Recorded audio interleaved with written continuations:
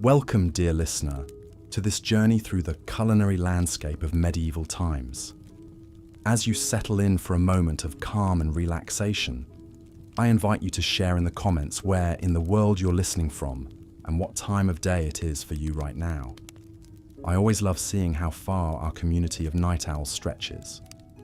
If you enjoy immersing yourself in the rich tapestry of history to unwind, consider subscribing for more soothing stories like this. Picture, if you will, a rustic table set with a humble meal. A bowl of thin, bland porridge, a hunk of dense, coarse bread, and perhaps a few morsels of tough, stringy meat, if the diner is lucky. This is the fare that sustained the majority of people in medieval times.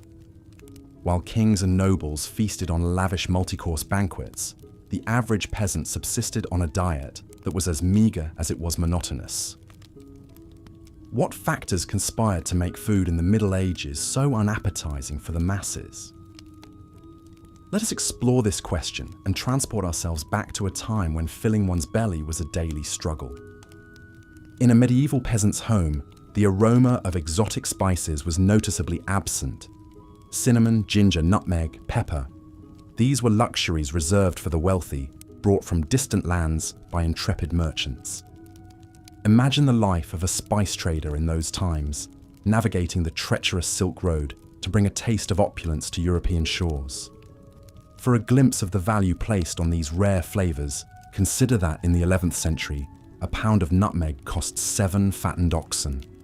The prohibitive expense of spices meant that the common folk had to make do with the pungent notes of garlic, mustard, and vinegar to enliven their plain fare. The blandness of peasant cuisine was not helped by the scarcity of fresh produce. Without reliable means of preservation, fruits and vegetables were seasonal treats at best.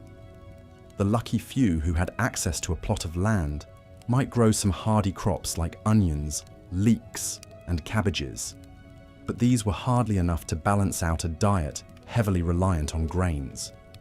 Breads and porridges made from barley, rye, and wheat formed the backbone of most meals, sometimes supplemented with legumes like peas and beans. While this diet was filling, it lacked essential nutrients, leading to widespread malnutrition and stunted growth. Meat, though prized, was a rarity on the peasant table. A prosperous family might keep a pig, some chickens, or even a cow. But these animals were valuable resources, not to be slaughtered lightly. Meat was reserved for special occasions like weddings and religious feasts, or when an animal was too old or infirm to serve any other purpose. When meat was available, every scrap was used from nose to tail. Offal, or organ meats, were common peasant fare, as were small birds and game caught by trapping or hunting, though poaching in the royal forests was a risky endeavour, punishable by severe penalties. Fish was more accessible than meat for those who lived near rivers or the sea, but it too was often preserved by drying, smoking, or salting to last through lean times. The result was a far cry from the delicate, flaky fillets we enjoy today. Herring, cod, and eel were among the most common catches, and they would be packed in barrels with generous amounts of salt to stave off spoilage. Freshwater fish like carp and pike were a delicacy reserved for the nobility, who maintained private fish ponds on their estates. The scarcity of fresh food meant that medieval cooks had to get creative with preservation methods. Pickling, fermentation, and drying were all common techniques to extend the shelf life of perishables. Cabbage would be shredded and fermented into sauerkraut, cucumbers and onions pickled in vinegar, and fruits like apples and pears dried for winter storage. These preserved foods added some much-needed variety to the peasant diet, but they were a far cry from the vibrant flavours of fresh produce. Even staples like bread and ale, which formed the foundation of medieval sustenance, were not always trustworthy. Unscrupulous bakers might stretch their dough with fillers like ground acorns, chalk, or even sawdust, leading to loaves that were as hard as rocks and about as nutritious. Ale, too, was often watered down to increase profits, a practice that earned some alewives a nasty reputation. In a time when clean drinking water was scarce, weak ale was often the only safe choice, as the brewing process helped to kill off harmful bacteria. This brings us to perhaps the most unappetizing aspect of medieval dining, the utter lack of hygiene. Without an understanding of germs and food safety, contamination was rampant. Livestock were often kept close to living quarters for warmth and protection, their waste seeping into the same areas where food was prepared and consumed. In crowded cities, garbage and human excrement filled the streets, tainting water sources and attracting vermin. It's no wonder that foodborne illnesses were rampant, with even royalty not immune to the perils of spoiled fare. King John of England, for example, is said to have died after overindulging in peaches and new cider, a feast that likely led to a fatal case of dysentery. The spectre of disease was never far from the medieval dinner table. The Black Death, which wiped out a third of Europe's population in the 14th century, spread in part due to the unsanitary conditions that allowed rats and fleas to thrive. Food markets were particularly notorious as breeding grounds for pestilence, with flies buzzing around meat stalls and rodents scurrying underfoot. It's a wonder that anyone survived the perils of medieval dining at all. Yet even in the face of scarcity and disease, there were glimmers of gastronomic hope. Monasteries and abbeys often served as havens of relative plenty, with well-tended gardens and orchards providing a bounty of fresh produce. Monks were known for their culinary skills, with some even penning cookbooks that offered a glimpse into the more refined cuisine of the upper echelons. Of course, this food was not shared freely with the masses, but some monasteries did offer alms to the poor as a form of charity. For the nobility, feasts were an opportunity to showcase their wealth and power. A royal banquet might feature dozens of dishes, from roast swan and peacock to delicate pasties and sweetmeats. Spices flowed freely, as did wine and ale, creating an atmosphere of gluttonous revelry. But even these lavish spreads were not without their dangers. Food poisoning was a common occurrence, with spoiled meats and rancid sauces taking their toll on noble stomachs. And the sheer volume of food consumed could lead to painful digestive issues, a reminder that even the privileged were not immune to the hazards of medieval dining. As we reflect on the harsh realities of food in the Middle Ages, it's hard not to feel a sense of gratitude for the abundance and variety that we enjoy today.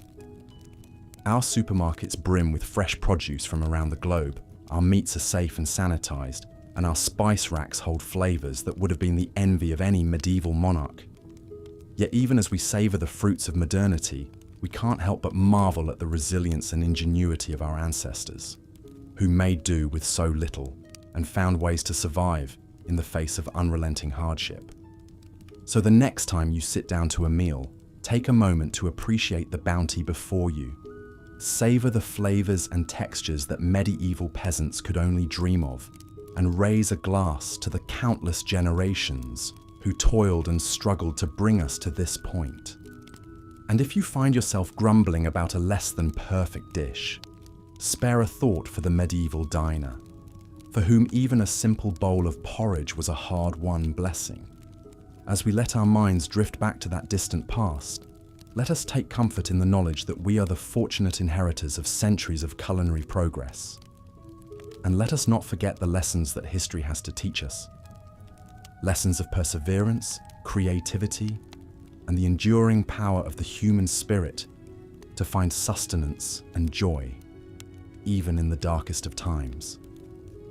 And so, dear listener, I bid you good night, and sweet dreams of a world where food is not just a necessity, but a source of endless delight. May your own culinary journey be filled with flavor, nourishment, and the warm glow of gratitude for all that we have been given. Until next time, rest well and dream of feasts yet to come. Part 4. Adulterated food and drink. In the dimly lit streets of a medieval city, a baker surreptitiously glances left and right before ducking back into his shop. He pulls out a sack of sawdust and begins kneading it into the dough, stretching his paltry supply of flour. For many bakers, this deception was the only way to eke out a meager living. Bread was the lifeblood of the medieval diet, but its purity was often compromised. Unscrupulous bakers would add fillers like ground acorns, chalk, or sawdust to extend their dough. What resulted was a coarse, gritty loaf that offered little nutrition. The very staple that sustained peasants through their back-breaking labour had become yet another hardship to endure. Ale and wine, too, fell victim to the desperation of the times.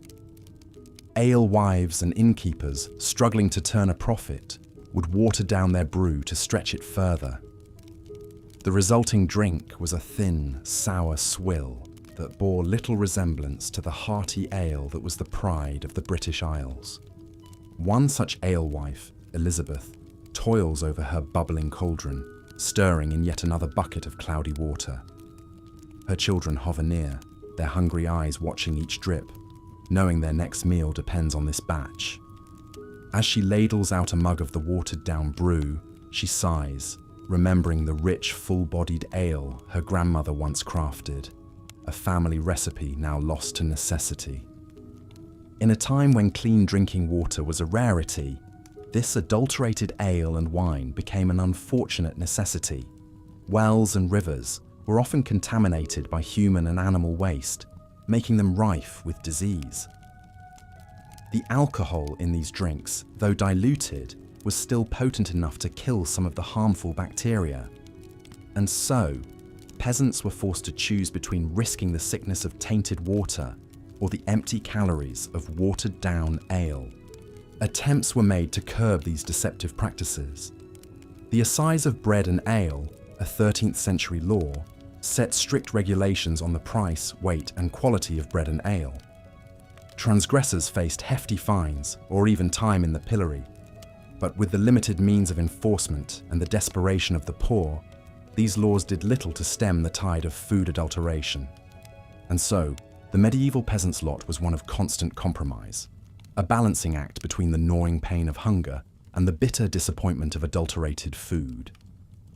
Each mouthful was a reminder of their precarious existence, where even the most basic sustenance could not be taken for granted. As we delve further into the realities of medieval food, we must remember that these were not just historical facts, but the daily struggles of real people. In our next chapter, we'll explore how the very spaces in which they lived contributed to the challenges they faced in securing a decent meal. The close quarters shared by man and beast, and the lack of sanitation that plagued medieval cities, made the simple act of eating a perilous proposition. Part 5. Unsanitary conditions. Picture, if you will, a small thatched cottage huddled against the chill of a medieval winter. Inside, a family huddles around a meagre fire, their breath mingling with the steam rising from a bubbling pot of pottage. In the corner, a pig roots through the rushes, covering the dirt floor. It snorts and grunts, a constant backdrop to the family's daily life. This was the reality for many medieval peasants, a life lived in close quarters with their livestock.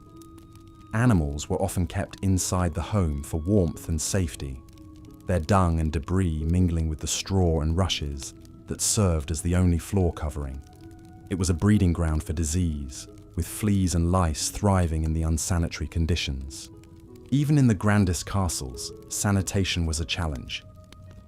Without a proper understanding of hygiene, even the most lavish feasts could end in tragedy. The story of King John of England serves as a poignant example. In 1216, while travelling across the country, the king fell ill after consuming a surfeit of peaches. Historians now believe these peaches were likely spoiled, leading to a case of dysentery that ultimately claimed the king's life. In the crowded cities of medieval Europe, the situation was even more dire. Narrow streets were choked with garbage and human waste, tainting the air and seeping into the water supply. In London, the River Thames served as both a source of drinking water and a dumping ground for the city's refuse. It's little wonder that disease ran rampant, with outbreaks of dysentery, typhoid, and even the dreaded Black Death. The Black Death, which swept through Europe in the 14th century, was in part able to spread so quickly and claim so many lives due to the unsanitary conditions of medieval cities. Fleas, carried by the rats that thrived in the filth, became the unwitting harbingers of the plague, spreading the disease from person to person with terrifying efficiency. For the average peasant, there was little escape from these unsanitary conditions. They lived and died amidst the filth, their bodies weakened by malnutrition and constant exposure to disease. Even the simple act of eating, which should have been a source of nourishment and comfort, became a gamble with every bite. As we consider these realities, it's easy to feel a sense of despair for the plight of the medieval peasant. But amidst this darkness, there were glimmers of light. The kindness of neighbours sharing what little they had, the solace found in faith and community. In our next chapter, we'll explore how the church, despite its own role in the hardships of the time, also offered a measure of relief and hope to the hungry and the downtrodden. Part 6. The influence of the church. The tolling of church bells marked the rhythm of life in medieval Europe. For peasants toiling in the fields, these peals signalled not just the call to prayer, but also a reprieve from the unrelenting demands of their work and their hunger. In a world where so much was uncertain, the church stood as a bastion of stability and authority. But this authority came with its own set of rules and restrictions, many of which centered around food. The Catholic Church mandated frequent fasting and meatless days, particularly during the penitential season of Lent. For 40 days before Easter, the faithful were expected to abstain from meat, dairy, and eggs, a tall order for those already struggling to put food on the table. The story of one peasant family illustrates the hardship these fasts could impose. John and his wife, Margaret, toiled from sunup to sundown on their small plot of land, barely growing enough to feed their 3 children. When Lent arrived, they faced a daunting choice: honor the fast and risk weakening their already malnourished bodies, or defy the church and face the consequences for their immortal souls. In the end, they chose to follow the fast, subsisting on meager portions of bread, pottage, and the occasional dried fish. By Easter, their faces were gaunt and their steps heavy with exhaustion. Yet they took solace in the belief that their suffering would be rewarded in the next life. Despite the additional hardships these fasts imposed, the church was not entirely deaf to the plight of the poor. Monasteries and abbeys often served as a source of food aid, distributing bread and alms to the needy as a form of Christian charity. The monks, with their vast lands and resources, were able to provide a measure of relief to the hungry masses. Yet even this charity had its limits. When crops failed and famine struck, the demand for aid often outstripped the church's ability to provide. And for those caught poaching in the royal forests, a desperate attempt to supplement their meager diets with fresh game, the church's mercy was noticeably absent. Poachers, if caught, faced severe punishments, from maiming to death, regardless of their circumstances. And so, the church's influence on medieval food was a double-edged sword. It provided solace and aid to some, while imposing additional burdens on others. For the peasant family, faith was both a source of strength and a further trial to endure in the face of unrelenting hunger. As we turn our gaze to the final chapter of our journey through medieval food, we'll witness a scene of shocking contrast: the opulent feast of a noble household. Against the backdrop of peasant hardship, these lavish displays serve as a stark reminder of the vast inequalities that defined the era. Part 7. The rare medieval feast. The great hall of the castle is alive with the flicker of 100 candles. Tapestries line the walls, their vibrant threads telling stories of heroic deeds and courtly love. At the head of the room, on a raised dais, the lord and lady preside over a scene of opulence and plenty. Down the center of the hall stretches a massive oak table groaning under the weight of countless dishes. Whole roasted pigs, their skins crackling and golden, jostle for space with elegant silver platters of delicately spiced peacock. Baskets overflow with fresh-baked manche bread, each loaf as white and soft as a cloud. The air is thick with the aroma of saffron, cinnamon, and cloves, spices so precious they're worth their weight in gold. In the castle kitchens, the master cook orchestrates a symphony of culinary creation. He barks orders at his underlings, who scurry to baste the meats, stir the pots, and plate the elaborate subtleties, sugar sculptures crafted into fanciful shapes of castles and unicorns. For the cook, this feast is a chance to showcase his artistry and ingenuity, to solidify his reputation and secure his place in his lord's favor. As the feast progresses, the diners gorge themselves on a seemingly endless parade of dishes. They tear into the tender flesh of roast venison, sup on creamy almond soup, and savor the delicate flavor of blanc manger, a dish of shredded chicken mixed with rice, milk, and sugar. They wash it all down with goblets of richly spiced wine and frothy ale. But even amidst this revelry, there are reminders of the precariousness of medieval life. A noblewoman, her face flushed with wine, suddenly pales and excuses herself from the table, her stomach churning from the richness of the food. A knight, his teeth rotting from the sugary delicacies, bites into a particularly tough piece of meat and winces in pain. And hovering at the edges of the hall, the serving staff watch the excesses of their betters with a mixture of envy and resentment. They know that tomorrow they'll be back to their usual fare of coarse bread and thin gruel.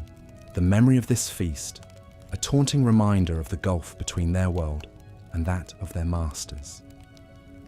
As the last plates are cleared and the final crumbs are swept away, we're left to ponder the stark contrasts of medieval food. For the nobility, feasts were a display of wealth, status, and power, a chance to revel in the finest delicacies the land had to offer. But for the vast majority, food was a daily struggle, a constant battle against scarcity, adulteration, and disease. In our modern world of abundance and choice, it's easy to forget the hardships faced by our medieval ancestors. But by understanding their struggles, we gain a deeper appreciation for the comforts we enjoy today. As we sit down to our own meals, let us take a moment to savor not just the flavors on our tongues, but the hard-won progress that allows us to eat with such ease and variety. And so, as we close the book on this exploration of medieval food, let us do so with a sense of gratitude and perspective. For in the grand tapestry of human history, our own time is but a brief and privileged chapter, woven from the threads of countless lives lived and meals shared, each one a testament to the enduring resilience of the human spirit. Conclusion: as we've journeyed through the landscape of medieval food, we've encountered a world of scarcity, hardship, and inequality. From the bland monotony of peasant pottage to the dangerous fillers in adulterated bread, the challenges of feeding oneself in the Middle Ages were unrelenting.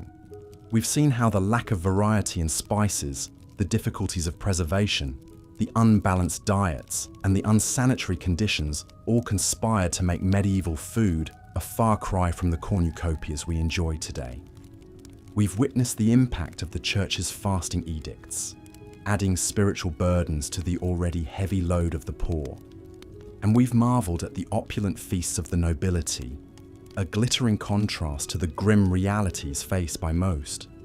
But through it all, we've also seen glimmers of humanity's indomitable spirit. The ingenuity of cooks making the most of meager ingredients, the solidarity of communities sharing what little they had, and the solace found in the rituals of faith and feast. In our modern world, it's easy to take for granted the abundance and variety of our food. We can walk into a supermarket and find fruits from South America, spices from Asia, and cheeses from Europe, all neatly packaged and ready to eat. We can dine in restaurants serving cuisines from around the globe, or have a world of flavors delivered right to our doorstep. But imagine, for a moment, transporting a medieval peasant into the aisles of a modern grocery store. The sheer variety would be overwhelming. The vibrant colors of the produce section, the gleaming refrigerated cases filled with milk and eggs, the shelves upon shelves of pre-packaged meals and snacks. It would be like stepping into a fairy tale, a land of unimaginable plenty. And yet, even in our world of culinary riches, we still face our own challenges.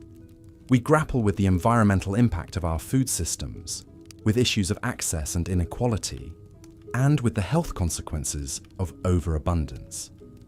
In our quest for convenience and choice, we sometimes forget the value of simplicity, of seasonal eating and local flavors.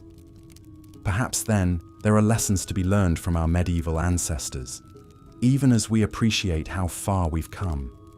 We can embrace the joy of sharing a meal with loved ones, the satisfaction of a dish made with care and creativity. We can remember the value of preserving and cherishing the bounty of the earth, rather than taking it for granted. And most of all, we can approach our own meals with a sense of gratitude and wonder, recognizing the incredible journey that food has taken to reach our plates.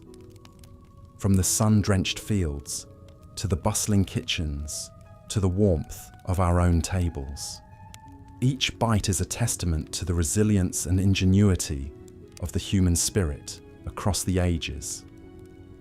So, as we end our journey through the annals of medieval food, let us raise a glass, or perhaps a humble wooden cup, to the countless generations who came before us, through their struggles and triumphs, their hunger and their hopes. They laid the foundation for the world we inhabit today. And in honoring their legacy, we can find the wisdom and perspective to build a future where all may eat with joy, with dignity, and with plenty. As the royal cook bustled about the castle kitchens preparing an extravagant feast, most of his fellow countrymen could only dream of such opulence.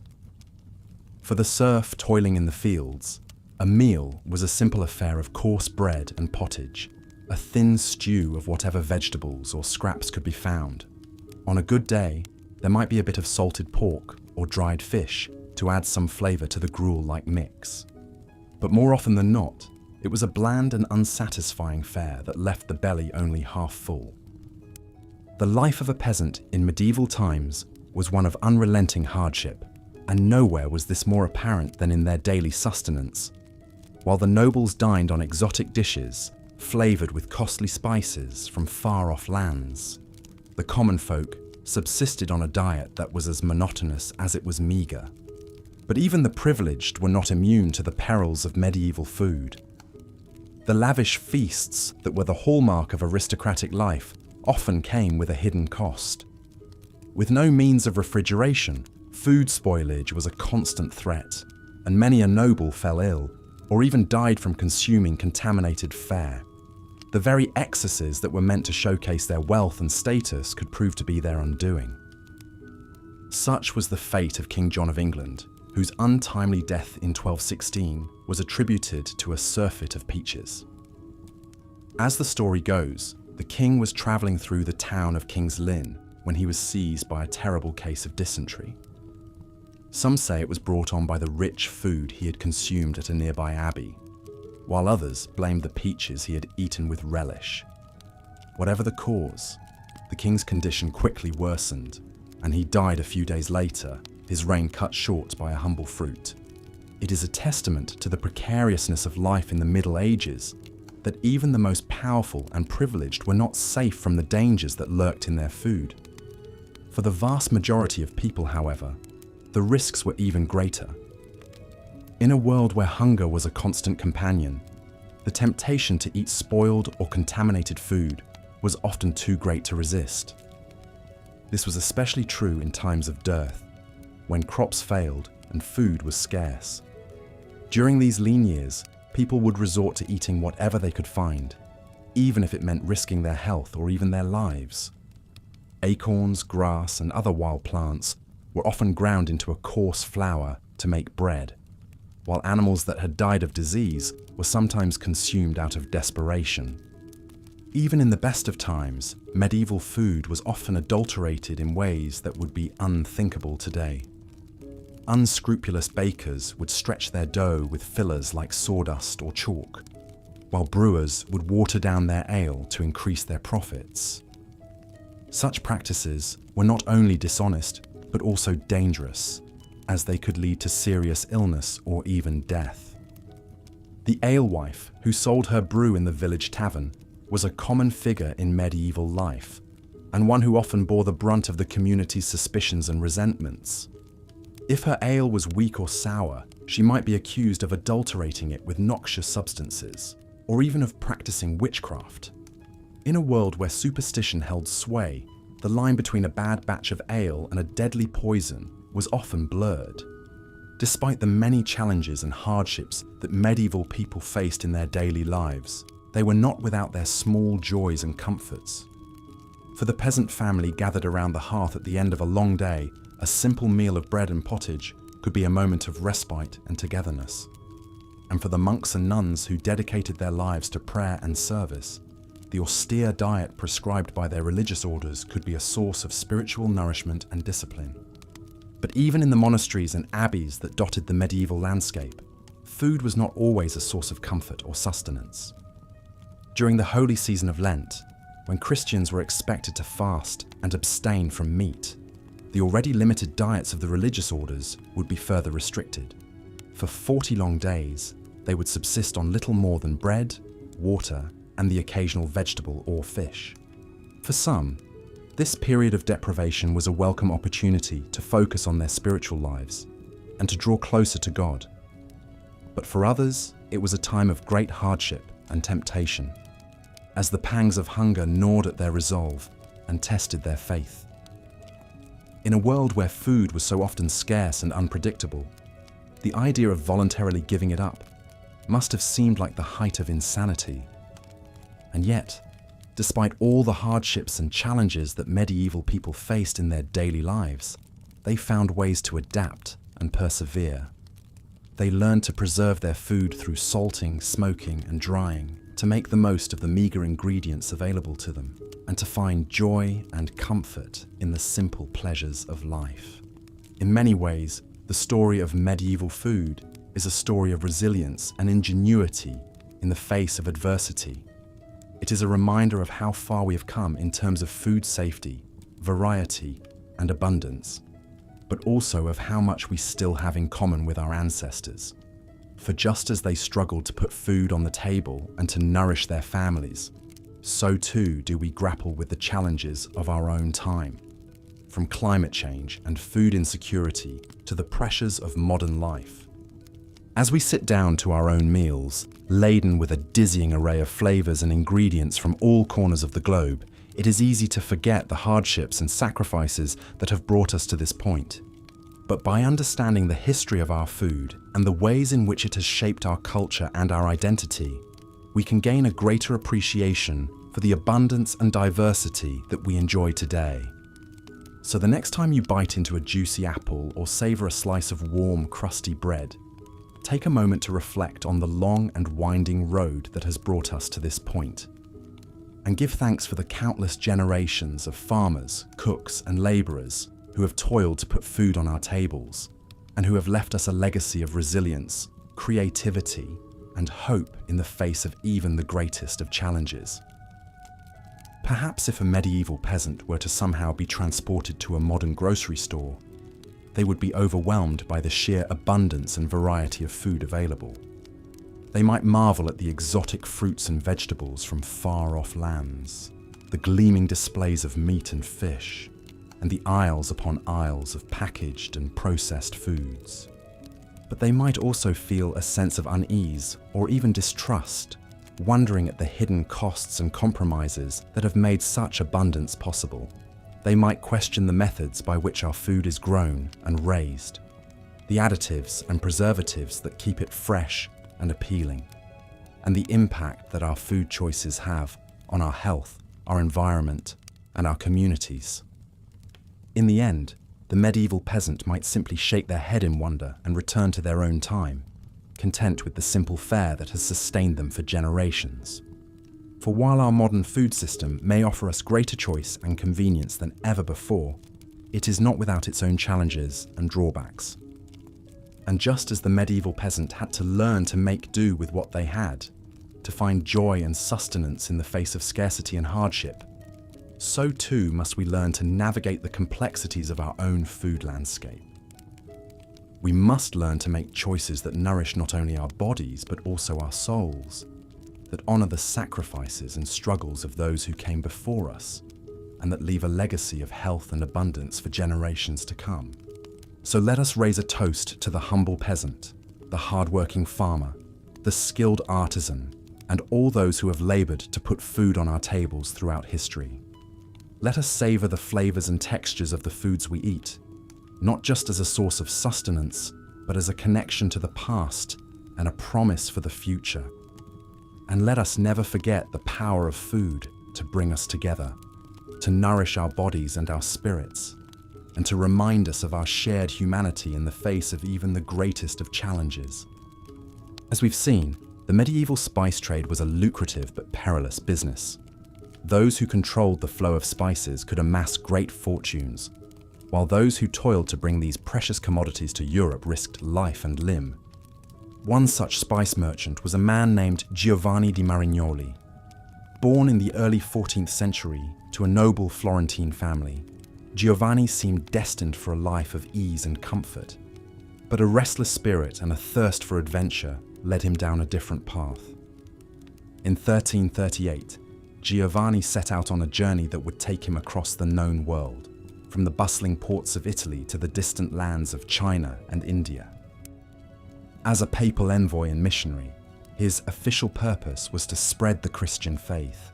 But Giovanni was also a keen businessman, always on the lookout for valuable spices and other exotic goods to bring back to Europe. Giovanni's travels were fraught with danger at every turn. He crossed the vast deserts of Central Asia, braving sandstorms and bandits. He navigated treacherous mountain passes in the Himalayas, battling altitude sickness and frostbite.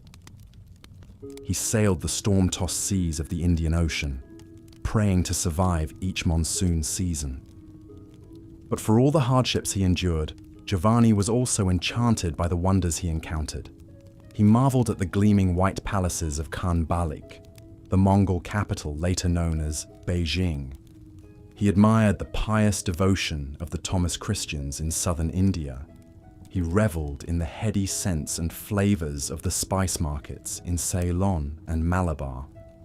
Along the way, Giovanni gathered a rich cargo of cinnamon, pepper, cloves, and nutmeg, carefully packed in chests to protect them from moisture on the long journey home. He knew that if he could bring these spices safely back to Italy, he stood to make a fortune. But Giovanni's luck was not to hold. According to some accounts, his ship was lost at sea on the return voyage, taking him and his precious spices down to the briny deep. Other tales hold that he survived the journey, only to be robbed and murdered by brigands on the outskirts of Florence, his spices scattered to the wind.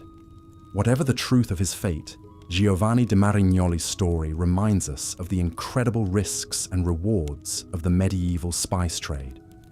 For a few wealthy merchants and lucky adventurers, spices could be a ticket to untold riches. But for most, like Giovanni, they remained a tantalizing dream, always just out of reach. As we drift off to sleep, let us imagine we are in a bustling spice market in some far-flung corner of the medieval world. The air is thick with the scent of pepper and cinnamon, cardamom and saffron. Merchants haggle in a dozen different tongues, their voices rising and falling like the tide. We wander the narrow lanes, baskets in hand, marveling at the colourful mounds of spices from every corner of the globe. Here, a pile of ginger root, gnarled and pungent. There, a heap of cloves like tiny brown nails, their aroma warm and sweet. But as we fill our baskets, we can't help but feel a pang of regret for the many who will never taste these flavours. For the poor peasants back home, a pinch of pepper would be an unthinkable luxury, let alone a fragrant curry or a spiced wine. Their food, as we'll explore further, is a monotonous grind of gruel and grit, a far cry from the sumptuous feasts we've seen at the tables of the wealthy. But even those lavish banquets, as we'll soon discover, could come with their own hidden dangers and disgusting surprises. So let us savor this imagined abundance, this rare sensory delight, as we drift deeper into dreams. For when we wake, we'll have to confront once more the harsh realities of food in the Middle Ages. Realities that made filling one's belly a daily battle for princes and paupers alike. The scarcity and hardship that defined medieval food for the masses extended even to the staples that formed the backbone of their diets. Bread, the most basic and universal of foods, was often a coarse, unappetizing loaf that would be nearly unrecognizable today. For poorer peasants, bread was made from lower quality grains, like barley, rye, and even beans or chestnuts in times of shortage. This resulted in dense, dark loaves that were difficult to digest and provided little nutrition. The bread was often full of gritty impurities from poor milling techniques, and it would quickly go stale or mouldy in the damp conditions of many peasant homes. Even for slightly better off peasants who could afford wheat bread, the end product was a far cry from the fluffy, leavened loaves we enjoy today. Leavening agents like yeast were expensive and hard to come by, so most bread was unleavened flatbread, similar to modern pita. These flatbreads would be baked on a hearthstone or dried in the sun, resulting in a hard, cracker-like consistency. The quality of bread was so important that it was often used as a marker of social class. The whitest, finest loaves made from pure wheat flour were reserved for the nobility, while the greyish-brown loaves of the peasantry were derided as black bread. In some regions, strict laws even prohibited commoners from consuming white bread, reserving it as a privilege of the elite. One figure who stood out in the history of medieval bread production was the 12th century mystic Saint Hildegard of Bingen. Born into a noble family in what is now Germany, Hildegard entered the monastic life as a young girl and rose to become the abbess of her own community. In addition to her visionary spiritual writings and musical compositions, Hildegard was renowned for her knowledge of herbalism and natural medicine. She wrote extensively about the properties of grains and the importance of proper nutrition, even at a time when such ideas were not widely understood. In her treatise Physica, Hildegard described spelt, an ancient grain closely related to wheat, as the best grain for human consumption. She believed that spelt bread nourished the body and enhanced longevity, while cautioning against the consumption of raw cereals as damaging to health. Hildegard put her knowledge into practice, overseeing the extensive agricultural lands and bakery of her abbey. Under her guidance, the nuns of Bingen produced high-quality spelt bread that was distributed to the sick and poor in the surrounding community. Though spelt was still a luxury commodity out of reach for most peasants, Hildegard's advocacy of it as a healthier alternative to common wheat was remarkably prescient. Modern nutritional science has vindicated many of her claims, showing spelt to be higher in protein and easier to digest for many people than highly processed modern wheat. The life and work of Hildegard of Bingen provides a glimpse into the crucial role that bread played in medieval society, not just as a staple food, but as a symbol of social status and a potential tool for healing. Her teachings, informed by a holistic understanding of the connection between food and health, foreshadowed modern ideas about nutrition and wellness. Despite the efforts of visionaries like Hildegard, bread for most people in the Middle Ages remained a coarse, bland staple that was often scarce.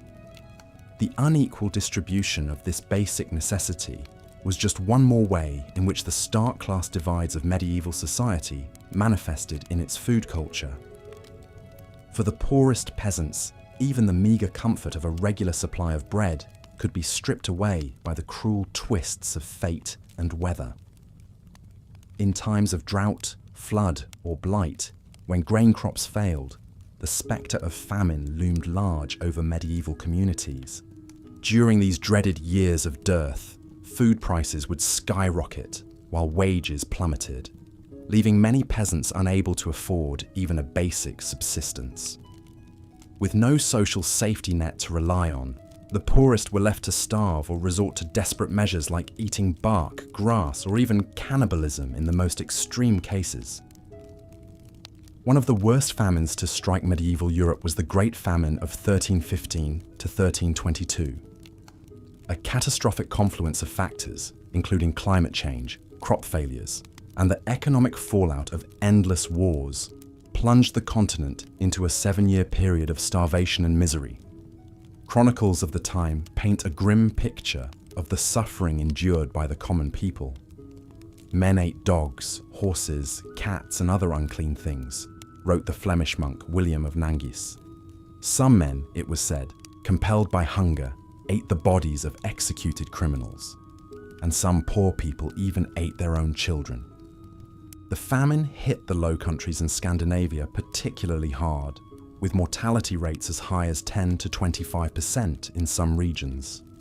In the German city of Erfurt, the famine years saw an average of 16 deaths per day, compared to just 2 per day in normal times.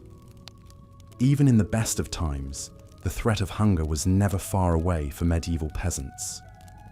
Their precarious existence, always at the mercy of the elements and the whims of their lords, meant that food insecurity was a constant companion.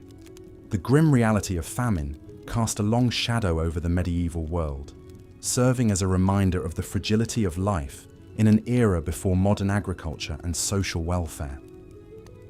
It was a world where even the most basic necessity of bread could not be taken for granted, and where the spectre of starvation lurked just one bad harvest away. As we continue our journey through the culinary landscape of the Middle Ages, we'll see how this pervasive scarcity and insecurity shaped not just the diets, but the entire worldview of medieval people. In a time when a full belly was a luxury and a stale crust a treasure, food took on a significance that is hard to imagine from our modern vantage point of abundance and choice. But first, let's turn our attention to another staple of the medieval diet that was scarcely more appetizing than the era's bread: meat. For all but the wealthiest nobles, meat was a rare treat reserved for special occasions. And when it did appear on the menu, it often came in forms that would turn the stomachs of modern diners.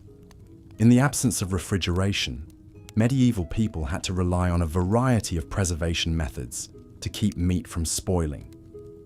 Salting was the most common technique, with heavily salted meats being a staple of winter diets. But the salt itself was often of poor quality, full of impurities that could make the meat taste bad or even cause illness. Smoking and drying were also used to preserve meats, particularly in the form of sausages and hams. These could keep for longer periods, but would become hard and unappetizing over time, with a texture more akin to leather than to the juicy, tender meats we enjoy today. For most peasants, meat usually meant tough, stringy cuts from older animals that were no longer useful for milk or labor. Beef was rarely eaten by commoners, as cattle were simply too valuable to slaughter. Pork and poultry were somewhat more common, but were still luxury items for most. The type and amount of meat in medieval diets varied significantly by region and social status.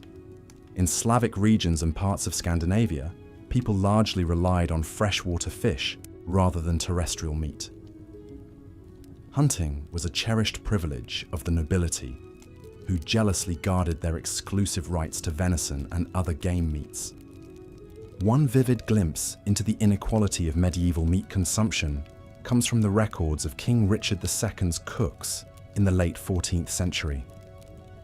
For a single royal feast in 1387, the kitchens prepared 2,000 chickens, 400 sheep, 500 stags, and 1,000 little pigs.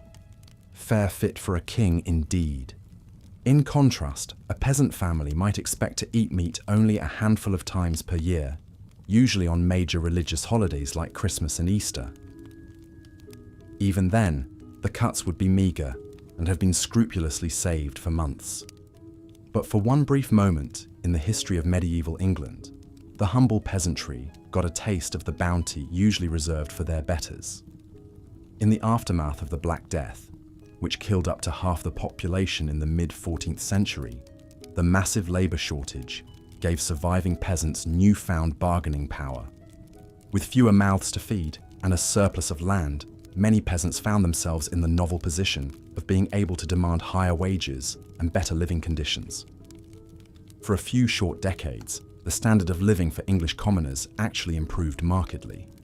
Meat consumption rose as more peasants could afford to keep livestock for their own tables rather than for the markets.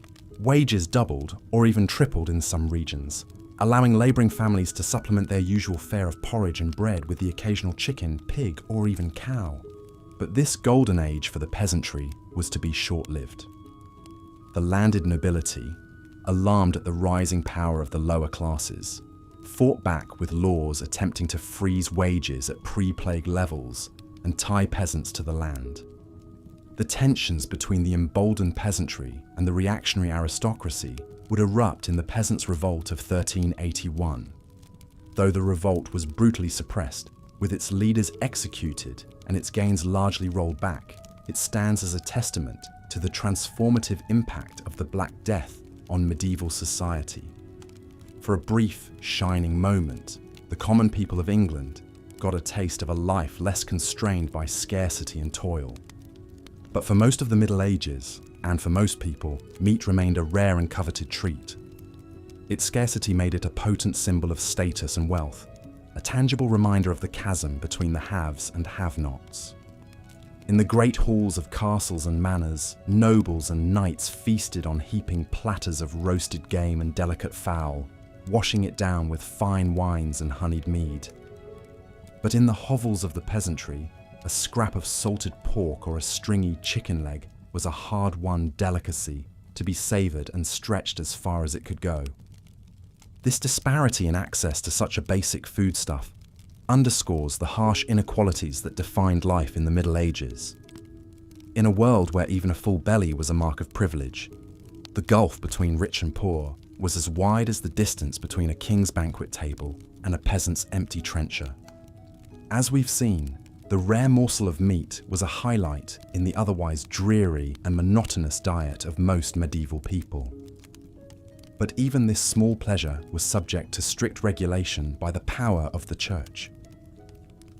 In medieval Europe, the Catholic Church wielded immense influence over every aspect of daily life, and food was no exception.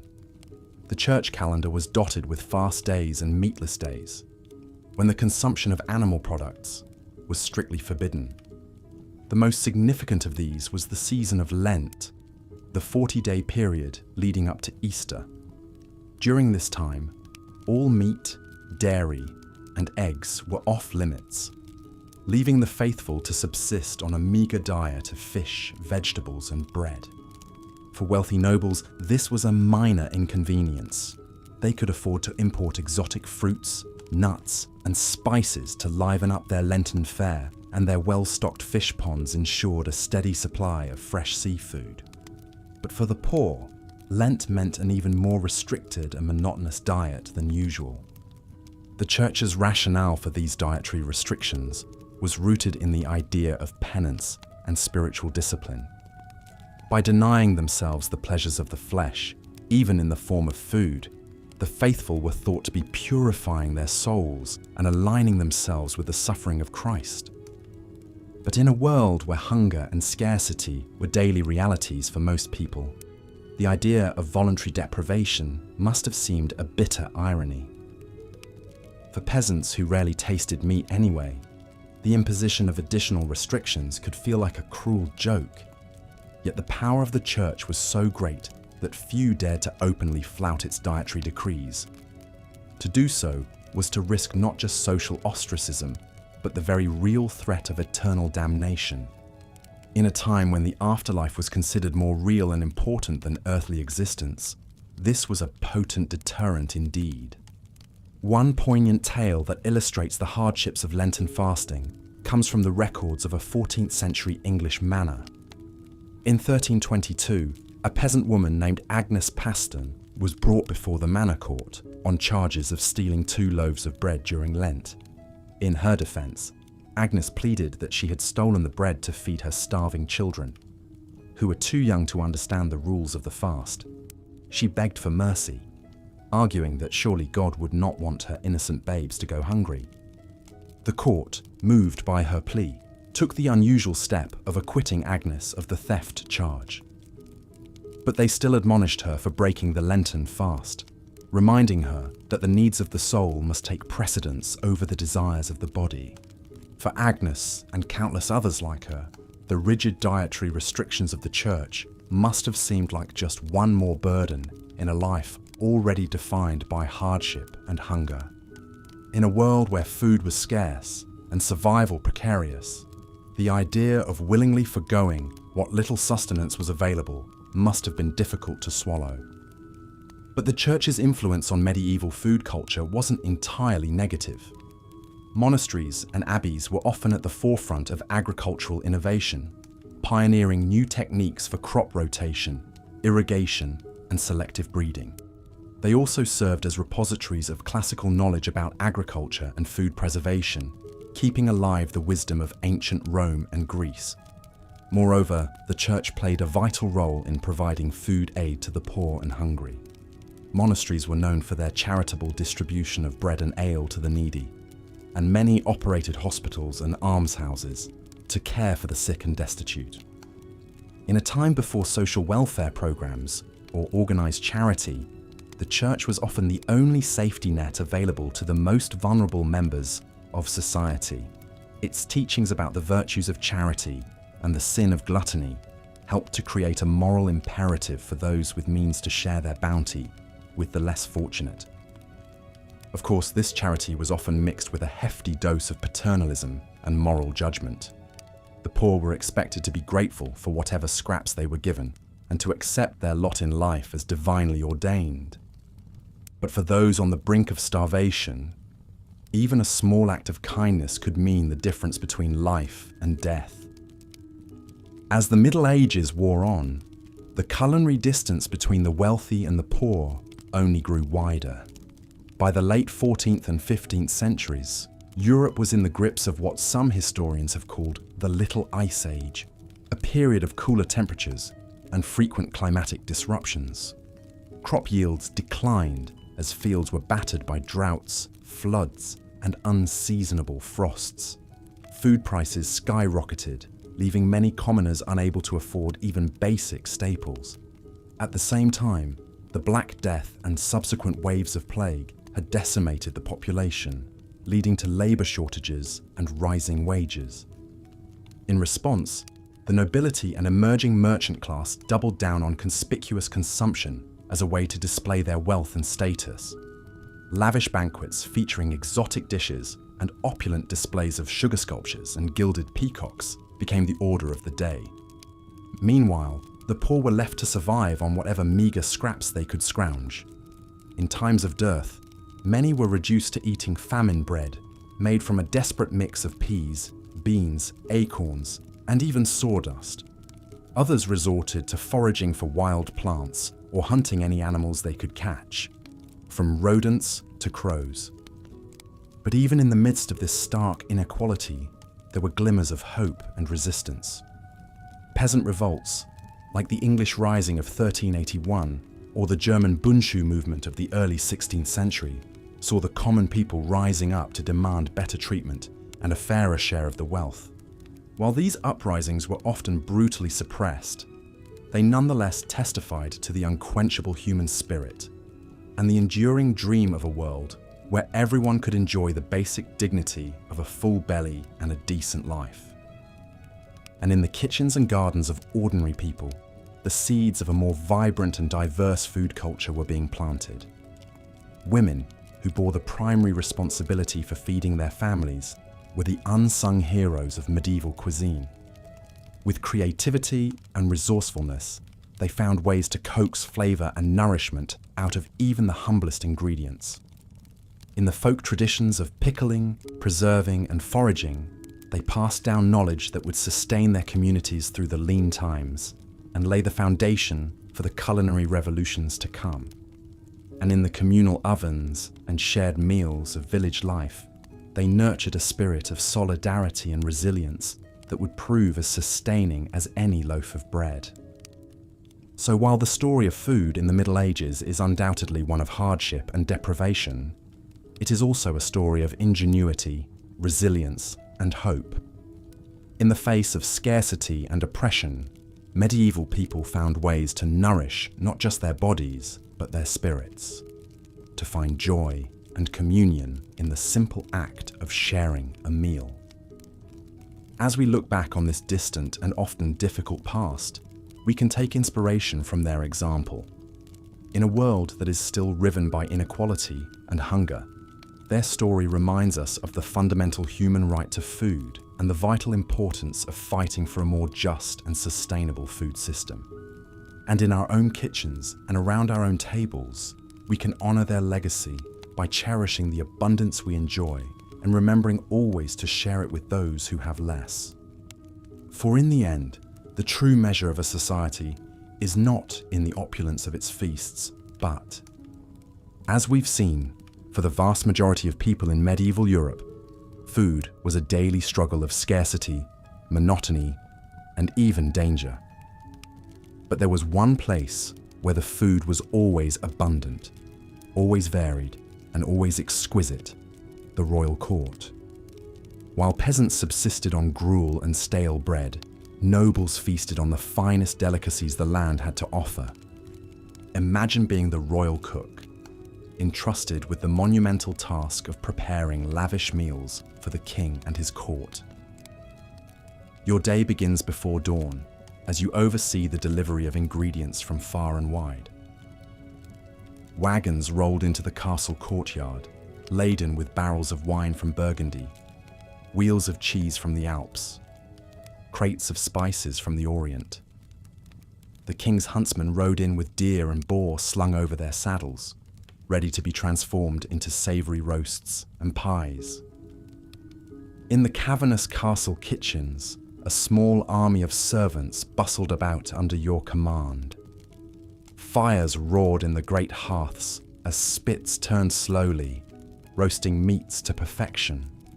Cauldrons bubbled with fragrant stews and soups, while bakers kneaded dough for bread and pastries. The air was thick with the aroma of exotic spices: cinnamon, cloves, nutmeg, cardamom, each worth more than their weight in silver. As the hour of the feast approached, you put the finishing touches on your creations. A magnificent roast swan, its plumed neck curving gracefully on the platter. A gleaming aspic, studded with gems of fruit and topped with gold leaf. A towering subtlety in the shape of the king's coat of arms, painted in vibrant hues. Each dish was a work of art, crafted to delight the eye as much as the palate. When at last the noble guests filed into the great hall and took their seats, it was time for your masterpieces to be unveiled. Servants paraded the platters in, presenting each to the high table with a flourish. The guests oohed and ahed as they were served, marveling at the bounty before them. For a few glorious hours they dined like gods, sampling delicacies from every corner of the known world. But even here, in the rarefied realm of the royal court, the spectre of illness lurked behind the splendor. For all their expense and artistry, even the most sumptuous dishes could harbor deadly spoilage. And the sheer excess of the feast often led to overindulgence, as nobles gorged themselves far past the point of satisfaction. It was not unheard of for a courtier to literally eat himself to death, felled by his own gluttony. So, while the royal feast may have stood in stark contrast to the meagre rations of the common folk, it was not without its own perils. In a world without refrigeration or food safety standards, no one was truly safe from the dangers of the dining table. Rich or poor, the medieval relationship with food was always a precarious one. Today, we can scarcely imagine the hardships that our ancestors endured simply to fill their bellies. The poorest among us have access to a variety and quality of food that would have been unthinkable even for medieval kings. We can walk into a gleaming supermarket and find fruits and vegetables from every season, meats and cheeses from every continent, spices and sauces from every cuisine. We can eat what we want, when we want, without fear of famine or food poisoning. But perhaps, in our abundance, we have lost something as well. The medieval peasant, for all his suffering, likely felt a deep connection to the land and the turning of the seasons. He knew intimately the sweat and toil that went into every mouthful. While we may pity him his limited options, he would likely look upon our pre-packaged, mass-produced meals with a mixture of wonder and horror. One can imagine a medieval serf transported to the snack aisle of a modern grocery store, marveling at the colourful bags and boxes stretching out before him. He picks up a shiny packet, turning it over in his weathered hands. Cheetos, he reads slowly, sounding out the unfamiliar word. Made with real cheese. He shakes his head in disbelief. Real cheese? For a mere peasant? Impossible. He puts it back on the shelf and moves on, overwhelmed by the strange bounty of this new world. As we drift off to sleep, bellies full of whatever we desire, let us take a moment to reflect on the privilege of choice. Let us remember the countless generations who came before, who fought and scraped and starved so that we might have the luxury of a full larder. And let us be grateful for the simple, everyday miracle of enough to eat. As the sun set over the bustling port city of Venice, a weary spice merchant named Luca disembarked from his ship, his precious cargo of exotic spices from the east secured tightly in his satchel. Luca had spent months traversing the treacherous Silk Road, braving bandits, sandstorms, and searing heat to bring a taste of faraway lands to the tables of wealthy Europeans. For Luca and merchants like him, the spice trade was a lucrative but perilous endeavour. The demand for spices like pepper, cinnamon, cloves, and saffron was insatiable among the nobility, who used them to flavour their rich dishes and show off their affluence. But for the common folk, these fragrant seasonings remained an unattainable luxury, their meals remaining sadly bland and unappetizing. As Luca navigated the winding canals of Venice to deliver his wares to his wealthy clientele, he couldn't help but reflect on the stark divide between the opulent feasts of the rich and the meagre rations of the poor. While nobles dined on succulent roasts, flavoured with exotic spices, peasants subsisted on little more than coarse bread and watery porridge, their palates never knowing the lively tang of pepper or the warm, sweet embrace of cinnamon. The life of a spice merchant was one of constant movement and danger, with fortunes won and lost on the whims of the sea and the shifting sands of the desert. Luca had seen his fair share of hardships on his journeys. Attacks by marauding bandits, treacherous mountain passes, and the ever-present threat of disease. But he pressed on, driven by the promise of riches and the thrill of the unknown. As he made his final deliveries and counted his profits, Luca couldn't shake the feeling that for all the wealth and prestige the spice trade brought him, it remained a bitter reminder of the deep inequalities that plagued medieval society. While he dined on saffron-infused stews and fragrant spiced wines, the common people went to bed with growling stomachs, their dreams haunted by the enticing aromas that wafted from the kitchens of the elite.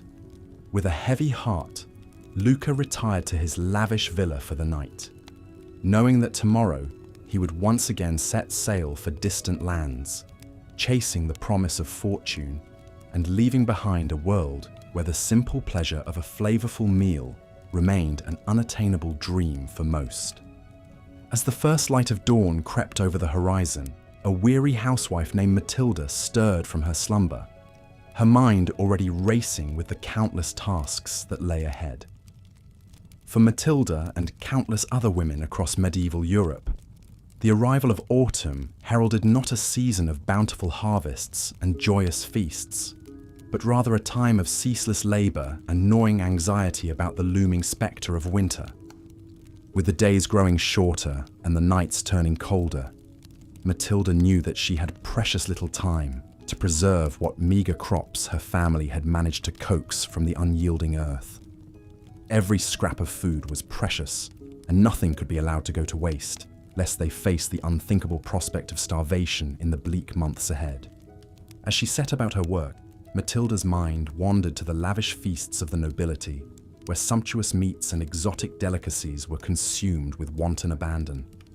For her and her fellow peasants, such extravagances were little more than cruel jests, taunting reminders of the vast chasm that separated the haves from the have-nots in the rigid hierarchy of medieval society.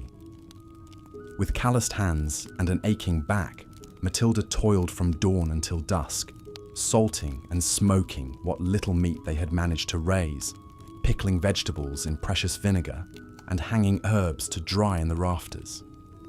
The work was monotonous and exhausting, but she couldn't afford to rest, knowing that every morsel she preserved now could mean the difference between life and death come winter. As the days wore on and the leaves began to turn, Matilda's thoughts turned to the harsh realities that lay ahead. Even with all her hard work, she knew that the winter would be a time of scarcity and hardship, with meals consisting of little more than coarse bread and thin gruel, day after day. The spectre of hunger was a constant companion, lurking just beyond the threshold, waiting to sink its icy claws into the vulnerable and the weak. But even in the face of such bleak prospects, Matilda found solace in the knowledge that her tireless efforts would at least give her family a fighting chance. With a fierce determination burning in her heart, she continued her labours, her hands raw and her spirit weary, but her resolve unshakable. For in a world where famine and privation were constant threats, the simple act of preserving food was an act of defiance, a stubborn refusal to submit to the unyielding cruelty of fate. As the first snowflakes began to fall and the chill winds of winter swept across the land, Matilda could only pray that her labours had been enough. With a heavy heart and an empty larder, she prepared to face the long, dark months ahead, knowing that for her and countless others like her, the struggle for survival was only just beginning. In a grand castle nestled amidst rolling hills and verdant forests, a lavish feast was underway, the great hall filled with the raucous laughter and clinking of goblets as nobles from far and wide gathered to partake in an extravagant display of wealth and power. At the head of the table sat the lord of the manor, his bejeweled fingers tearing into a succulent roast swan, its delicate flesh flavoured with exotic spices from distant lands. All around him, the tables groaned under the weight of countless delicacies, savoury meat pies, rich stews, and decadent pastries, each one a testament to the skill of the castle's master chefs. The air was thick with the aroma of roasting meats and the heady scent of mulled wine, a sensory feast that stood in stark contrast to the meagre rations of the serfs toiling in the fields beyond the castle walls. For these lowly peasants, the very notion of such a feast was little more than a cruel fantasy, a tantalizing glimpse of a world forever beyond their reach. As they huddled in their draughty hovels, their bellies gnawing with hunger, they could only dream of the rich flavors and sumptuous textures that graced the tables of their betters. Their own meals, if they could even be called that, consisted of little more than a thin gruel made from whatever scraps and leftovers they could scrounge together. A few lucky ones might have a meagre crust of bread to gnaw on, but for most, even that was a rare luxury. The thought of meat, let alone the succulent delicacies being devoured by the nobles, was little more than a distant fantasy.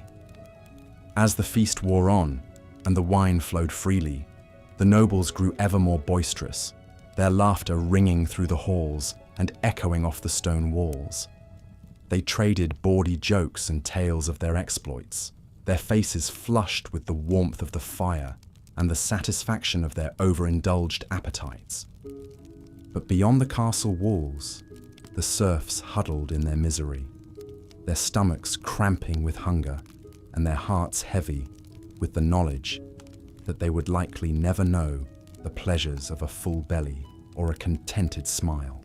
For them, life was little more than an endless cycle of backbreaking labor and gnawing hunger, the cruel whims of fate forever conspiring to keep them in their place. As the last embers of the feast's great fires died out and the nobles retired to their plush chambers, the serfs returned to their own meager dwellings, their minds haunted by the tantalizing aromas and raucous laughter that had filled the night air. With heavy hearts and empty stomachs, they settled in for another long, cold night, the spectre of hunger their constant companion and the dream of a better life little more than a cruel, taunting mirage. In the bustling streets of a medieval town, an alewife named Agnes hurried to and fro, her arms laden with jugs of her latest brew. Agnes was a stout, no-nonsense woman who had been brewing ale for as long as anyone could remember. It was a hard life, fraught with long hours and meager profits, but it was the only life she had ever known. As she made her way through the winding alleys, dodging the refuse and filth that littered the streets, Agnes couldn't help but feel a pang of guilt over the shortcut she had taken with her latest batch. Times were tough, and the price of grain had skyrocketed, leaving her with little choice but to stretch her ale with a bit of extra water. It was a risky move, one that could land her in hot water with the local authorities if anyone found out. But what choice did she have? Agnes knew that her customers, mostly hard-working labourers and craftsmen, relied on her ale to provide a brief respite from the drudgery of their daily lives. They craved the rich, hearty flavour and the pleasant buzz that came with a few pints after a long day's work. But with the cost of ingredients eating into her already meagre profits, Agnes had been forced to cut corners wherever she could. As she arrived at the tavern and began to unload her wares, Agnes couldn't shake the nagging feeling that she was betraying her customers' trust. She took pride in her craft, and the thought of serving them watered-down swill made her stomach churn. But what choice did she have? It was either adulterate her brew or risk losing everything she had worked so hard to build. With a heavy heart, Agnes began to serve her customers, watching as they eagerly quaffed down the subpar ale, their faces contorting in disappointment as they realized that something was amiss. Some grumbled under their breath, while others outright complained, demanding to know what had happened to the usually stellar brew. Agnes did her best to deflect their questions and assuage their concerns, but the guilt continued to gnaw at her. She knew that her actions were wrong, but in a world where survival was a daily struggle, sometimes compromises had to be made. As the night wore on and the crowd began to thin, Agnes finally allowed herself a moment to breathe. She surveyed the empty jugs and the meager pile of coins on the counter, a bitter reminder of the harsh realities of her trade. With a weary sigh, she began to clean up, her mind already racing with worries about how she would make ends meet in the days to come. For Agnes and countless other alewives like her, the struggle to survive in a world of scarcity and hardship was a constant battle. Each day brought new challenges and difficult choices, and the line between right and wrong often blurred in the face of desperation. But still, they persevered, driven by the hope that someday, somehow, their hard work and sacrifice would pay off, and they would finally know the taste of a better life. In the grand halls of a medieval palace, a royal cook named Guillaume scurried about the kitchen, his brow furrowed in concentration as he oversaw the preparations for the evening's lavish feast. Guillaume was a master of his craft, renowned throughout the land for his ability to create culinary masterpieces that dazzled the senses and left even the most discerning palates in awe. As he moved from station to station, barking orders and sampling sauces, Guillaume couldn't help but feel a sense of pride at the opulence and extravagance that surrounded him. The kitchen was a hive of activity, with scullery maids and kitchen boys scurrying to and fro, their arms laden with the finest ingredients from across the realm. There were plump capons and succulent roasts, their skins glistening with honey and spices, mountains of fresh fruits and vegetables, their colours so vibrant they seemed to leap off the platters, and delicate pastries and confections, each one a work of art in its own right. It was a true testament to the wealth and power of the royal court, and Guillaume revelled in his role as the mastermind behind it all. But even as he basked in the glory of his creations, Guillaume couldn't shake the unease that gnawed at the back of his mind. He knew all too well the stark contrast between the lavish feasts he prepared for the nobility and the meagre scraps that passed for meals among the common folk. It was a divide that troubled him deeply, though he knew that to speak out against it would be to risk everything he had worked so hard to achieve. As the final preparations were made and the first course was served, Guillaume watched from the shadows as the nobles took their seats, their faces alight with anticipation. He saw the way their eyes widened in delight as they tasted his creations, the appreciative murmurs and nods of approval that rippled through the crowd.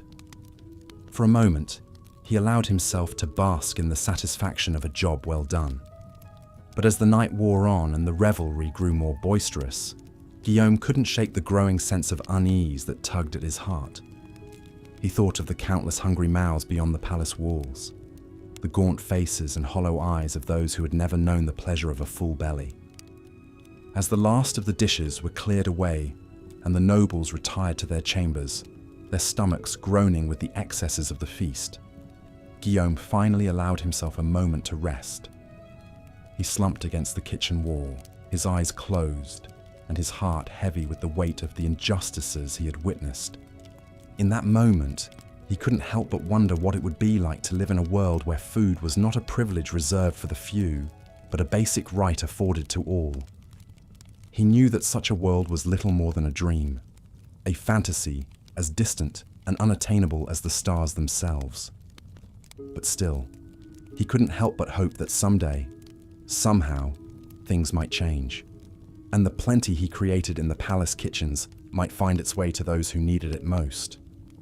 Until then, Guillaume knew that he would continue to ply his trade, his hands forever stained with the guilt of the plenty he created and the poverty he helped perpetuate. It was a burden he would carry with him always, a constant reminder of the cruelty and inequality that lay at the heart of the medieval world. As we have journeyed through the annals of medieval history, exploring the harsh realities and cruel inequities that define the era's food culture, it is impossible not to feel a sense of gratitude for the relative abundance and variety that we enjoy in the modern age. The struggles and hardships faced by our ancestors, from the lowliest serf to the most skilled artisan, serve as a poignant reminder of just how far we have come in our quest to ensure that all people have access to the basic necessities of life. But even as we celebrate the progress we have made, it is important to remember that the spectre of hunger and malnutrition still looms large in many parts of the world. Even in the midst of plenty, there are still those who go to bed with empty stomachs and aching hearts, their dreams haunted by the same cruel inequalities that plagued the medieval world. As we reflect on the lessons of the past and the challenges of the present, it is clear that the fight for food justice is one that is far from over. It is a struggle that will require the collective efforts of all those who believe in the basic human right to nourishment and sustenance. A struggle that will test our resolve and our compassion in equal measure. But even in the face of such daunting odds, we must never lose sight of the progress we have made and the hope that sustains us. We must draw strength from the courage and resilience of those who came before us, those who toiled in the fields and labored in the kitchens, their hands calloused and their hearts heavy with the weight of their burdens. And we must continue to push forward, to fight for a world in which no one goes hungry, and in which the bounty of the earth is shared equally among all those who call it home. It is a vision that may seem distant and unattainable, a dream as fragile and fleeting as the wisps of steam rising from a bowl of gruel. But it is a dream worth fighting for, a dream that has the power to transform the world and bring hope to the hearts of all those who hunger for a better tomorrow. So let us go forth with renewed purpose and determination, armed with the knowledge of the past and the hope of the future. Let us work to build a world in which the plenty of the palace kitchens finds its way to the bellies of the poor, and in which the joys of the harvest are shared by all those who have labored to bring it to fruition. For in the end, the struggle for food justice is not just about filling stomachs and sating hunger. It is about the very essence of what it means to be human, about the bonds of compassion and empathy that bind us all together across the gulfs of time and space. It is a struggle that will require all of our strength and all of our courage, but it is a struggle that we cannot afford to lose. So let us go forth with open hearts and willing hands, ready to do our part in the great work of building a world in which all people can know the simple joy of a full belly and a contented smile. For in that world, the legacy of the medieval food culture will not be one of scarcity and deprivation, but one of abundance and hope, a testament to the enduring power of the human spirit to overcome even the darkest of times. Of course, for the peasants toiling in the fields from dawn to dusk, such extravagance was unimaginable. They subsisted on the most meagre of meals, their bellies never fully sated. A typical repast might consist of a thin barley or rye porridge, known as pottage, accompanied by a hunk of dense, coarse bread. If they were fortunate, they might have a small scrap of hard cheese or a few shriveled peas to add some sustenance. Meat was a rare luxury, perhaps a bit of tough, stringy salted pork on a special occasion like Christmas or Easter. The lack of variety in the peasant diet was striking. While the nobility dined on delicacies from distant lands, the common folk made do with the same bland staples day after day. There was little to break the monotony save for the changing of the seasons, which dictated what meagre produce might be available. In the spring, tender greens like nettles or dandelions might provide a welcome respite from the usual fare. Come summer, a few precious fruits, small, hard apples or bitter crab apples, could be gathered from the woods. Autumn brought the harvest season, a time of back-breaking labour, but also a brief abundance of fresh grains, and perhaps a slaughtered hog or two to put up salt meat for the long winter ahead. Ah, winter, the leanest and most dreaded of seasons for the medieval peasant. As the days grew short and the nights bitter cold, families huddled around smoky hearths, bellies pinched with hunger. What little food remained from the harvest had to be carefully hoarded, doled out in small portions to make it last until spring. This was the time of year when the pottage grew thinner and more watery, the bread even harder and more tooth-breaking. Starvation was a constant spectre, waiting to claim the weak and vulnerable. It's hard for us to imagine such a precarious existence where a single failed crop could spell doom for an entire village. Yet for most people in the Middle Ages, this was the grim reality of daily life. They lived at the mercy of the elements, the nobility, and the often cruel whims of fate. A mouth to feed was a burden as much as a blessing, another empty belly to fill from limited resources. Even those slightly higher up the social ladder, like skilled craftsmen or prosperous freemen, rarely enjoyed much better fare than their poorer neighbours. A bowl of pottage might be enriched with a bit of precious butter or a scrap of meat.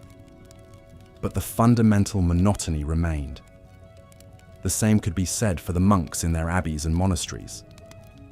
While they generally ate better than the laity, subsisting on bread, cheese, fish, and ale, their diet was still quite Spartan by modern standards. Rich spices and exotic ingredients were reserved for the tables of the nobility. Speaking of ale, it was the common drink of the Middle Ages, consumed by young and old alike. Clean drinking water was often scarce, and the fermentation process provided some protection against waterborne illnesses. But even this small comfort could be adulterated by unscrupulous brewers stretching their product with unsavory additives. Dishonest bakers might do the same with bread, mixing the precious wheat flour with cheaper grains, bran, or even sawdust and chalk. Such deceits were officially frowned upon and could be harshly punished if discovered, but the desperate realities of the time made them all too common. This was a world where food was a daily struggle, a relentless cycle of toil and hunger for all but a privileged few. The nobles in their grand halls, dining on elaborately prepared dishes and fine wines, seemed to inhabit an entirely different plane of existence from the grimy, half-starved peasants working their lands. It was a stark divide, one that bred resentment and sometimes open rebellion. But more often, it bred a sort of grim resignation, an acceptance that this was simply the way things were. A peasant's lot was to suffer and endure, to eke out a meagre living from an unforgiving land and hope for a better life in the hereafter. Yet even in the midst of such hardship, there were small moments of respite and celebration. Holidays and feast days provided brief glimpses of plenty, when even the poorest might enjoy a bit of meat or a sweet pastry. Weddings, christenings, and other milestones were marked with communal meals, a chance for neighbours to come together and share what little they had. These fleeting moments of conviviality made the hard times more bearable, a reminder that even in the face of great adversity, the human spirit could endure. And endure they did, these hard-bitten medieval folk. They bore their burdens with a stoicism and tenacity that's hard to fathom from our modern vantage point. They faced each day with grim determination, knowing that survival depended on their own hard work and cunning. In a world where starvation was always lurking just around the corner, there was no room for idleness or self-pity. Perhaps that's why tales of great feasts and fantastical foods held such appeal in medieval popular culture. In a society where hunger was the norm, stories of tables groaning under the weight of succulent meats, fresh fruits, and sweet delicacies offered a tantalizing escape from reality. Myths and legends often featured magical cauldrons that never ran empty or enchanted lands where no one ever went hungry. These fanciful tales spoke to a deep, unquenchable yearning for plenty in a world defined by scarcity. But while the medieval peasant might dream of such wonders, their daily reality remained one of unrelenting hardship. The spectre of famine was never far away, ready to descend at the first sign of blight or drought. And even in good times, the diet of the common folk was woefully inadequate by modern nutritional standards. Heavy on grains and light on pretty much everything else, it left much of the population malnourished and susceptible to disease. This chronic malnutrition had far-reaching effects on medieval society. It stunted growth, weakened immune systems, and made childbirth even more perilous than it already was. It sapped strength and vitality, leaving peasants ill-equipped to handle the backbreaking labour that was their lot in life. And it contributed to the general sense of misery and desperation that hung over so much of the medieval world like a pall. Yet despite it all, life went on. Crops were planted and harvested, babies were born and raised, and the great wheel of existence kept turning. The medieval peasant might not have had much in the way of material comforts, but they had their faith, their family, and their community to sustain them. They found joy where they could, in the simple pleasures of a warm fire on a cold night or a full belly after the harvest feast. And they endured season after brutal season with a resilience and fortitude that's hard not to admire. So the next time you sit down to a meal, take a moment to savor the incredible variety and abundance at your fingertips. Spare a thought for your medieval ancestors who lived and died by the whims of the harvest. and be grateful for the centuries of progress and plenty that separate us from those grim, hungry times. Because while the medieval peasant might have dreamed of a magical land of endless feasts, we're lucky enough to live in a world where that dream is tantalizingly close to reality. And that's a privilege we should never take for granted. The plight of the medieval peasant was further compounded by the unbalanced nature of their diets. While the nobility feasted on a cornucopia of meats, fruits, and vegetables, the average serf subsisted on a meagre fare dominated by grains. Porridge, gruel, and coarse bread formed the backbone of their sustenance, supplemented by whatever small morsels they could eke out from their labours. A typical peasant family might count themselves fortunate to have a cow, a pig, or a small flock of chickens. However, the milk, eggs, and meat these animals provided were a rare treat, reserved for special occasions or times of dire need. More often than not, any surplus was sold or paid as rent to their feudal lord, leaving little for the family's own consumption. Imagine, if you will, the stark contrast between a noble's lavish feast and a serf's humble meal. In the great hall of the castle, the tables groan under the weight of roasted meats, savoury pies, exotic fruits, and fine cheeses. The air is filled with the aroma of saffron, cinnamon, and cloves, as richly attired lords and ladies dine with gusto. Meanwhile, in the cramped hovel of a peasant family, a pot of thin gruel bubbles over the fire. The mother carefully portions out the meagre serving, ensuring each member of the family receives just enough to stave off the gnawing hunger in their bellies. The children's eyes widen at the sight of a small crust of bread, a precious addition to their usual fare. The unbalanced nature of the peasant diet took a heavy toll on their health.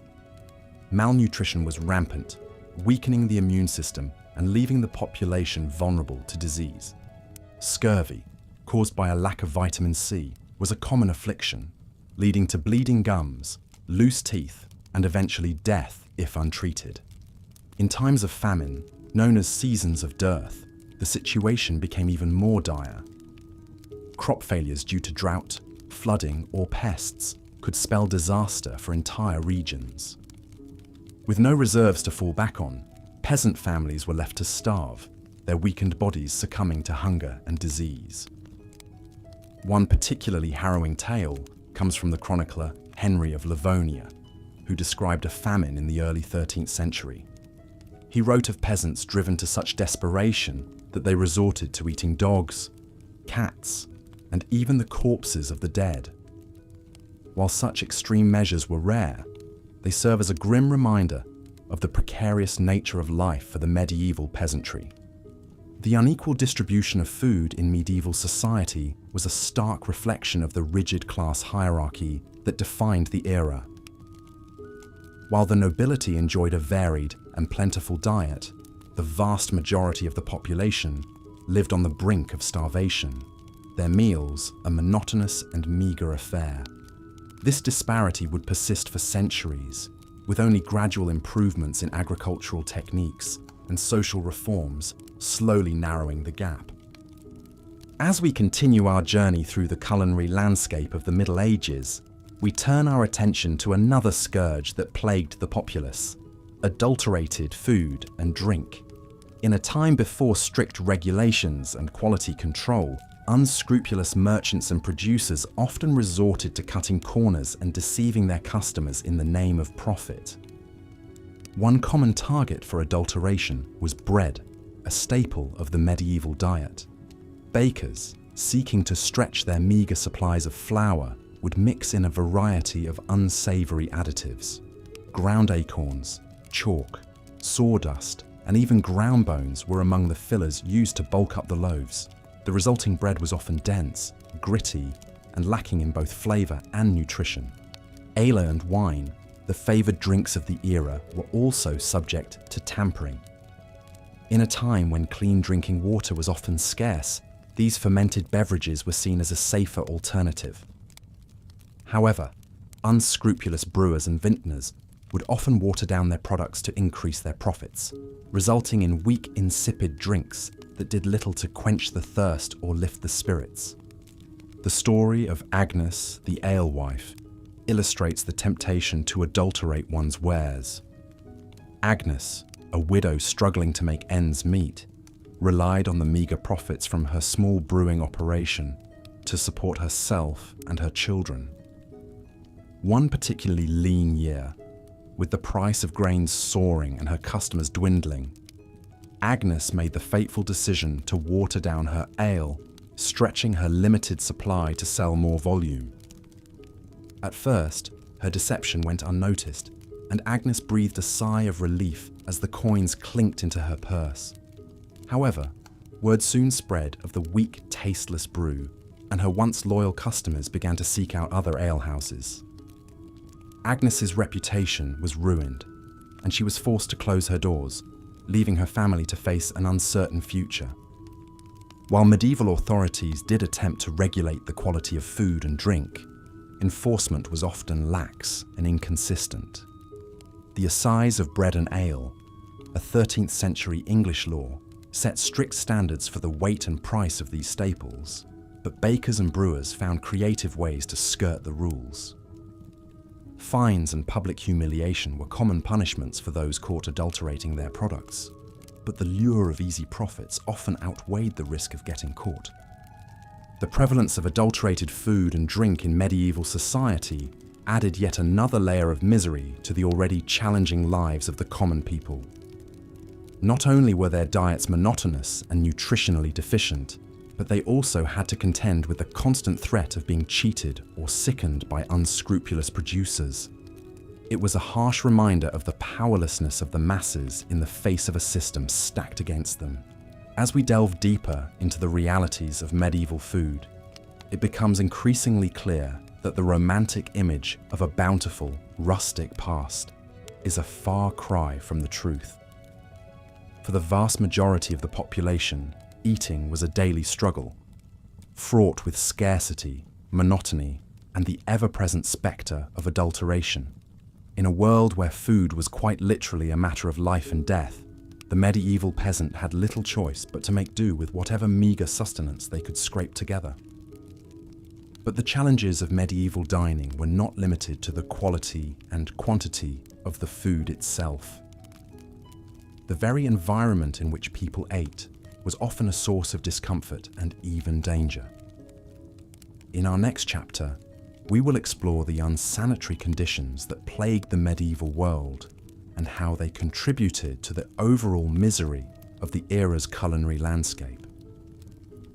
Picture, if you will, a typical peasant dwelling in the Middle Ages. The small, cramped space is shared not only by the human occupants, but also by a menagerie of livestock. Chickens peck at the dirt floor, while a pig roots in the corner, seeking out any stray scraps of food.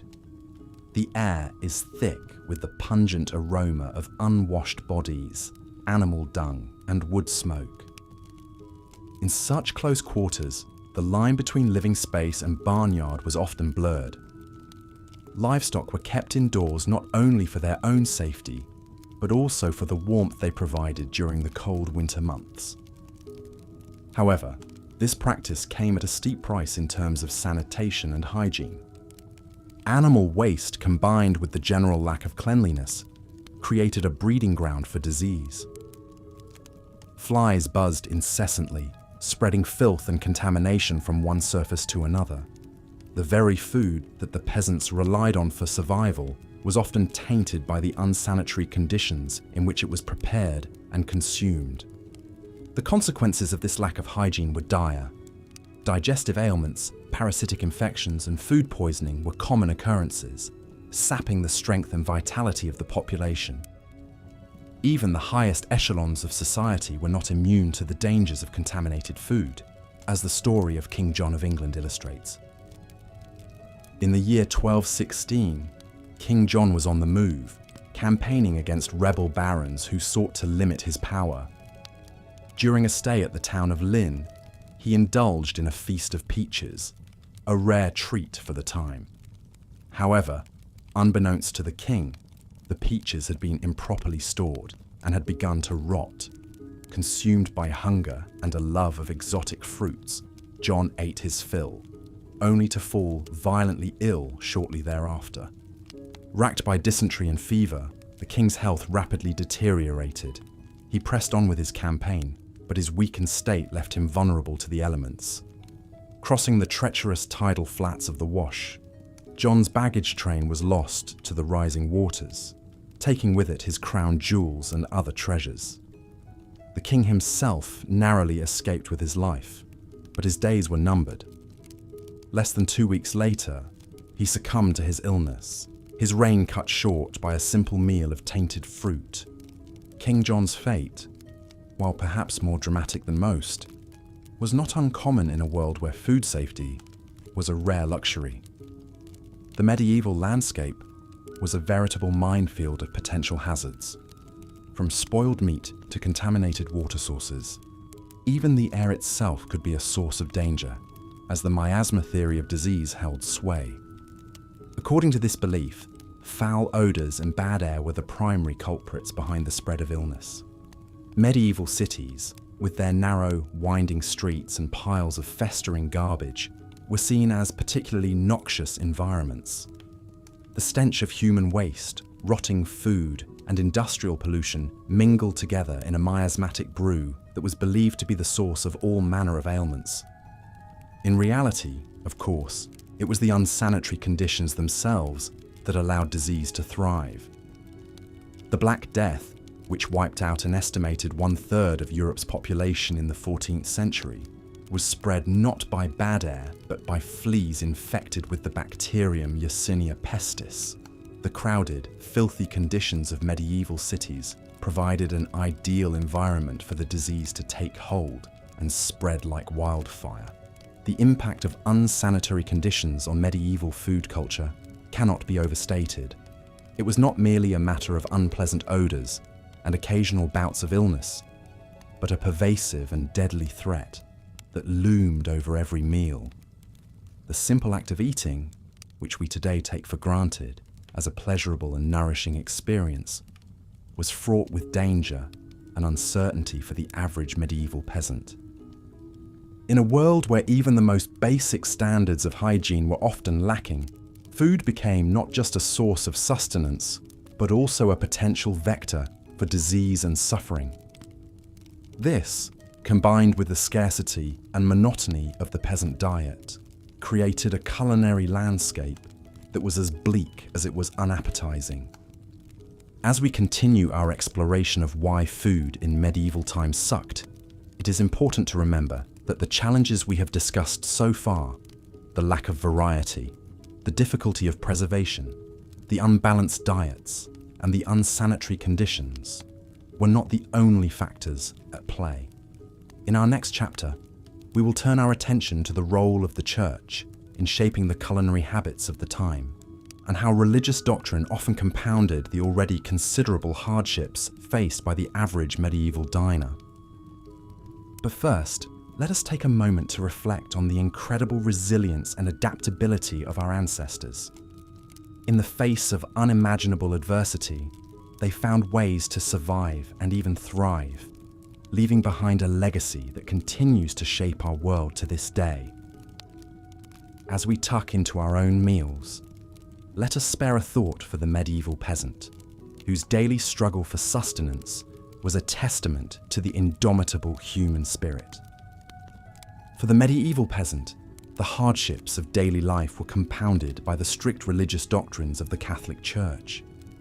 In a society where the Church held immense power and influence, its teachings and edicts permeated every aspect of life, including the most basic of human needs: food.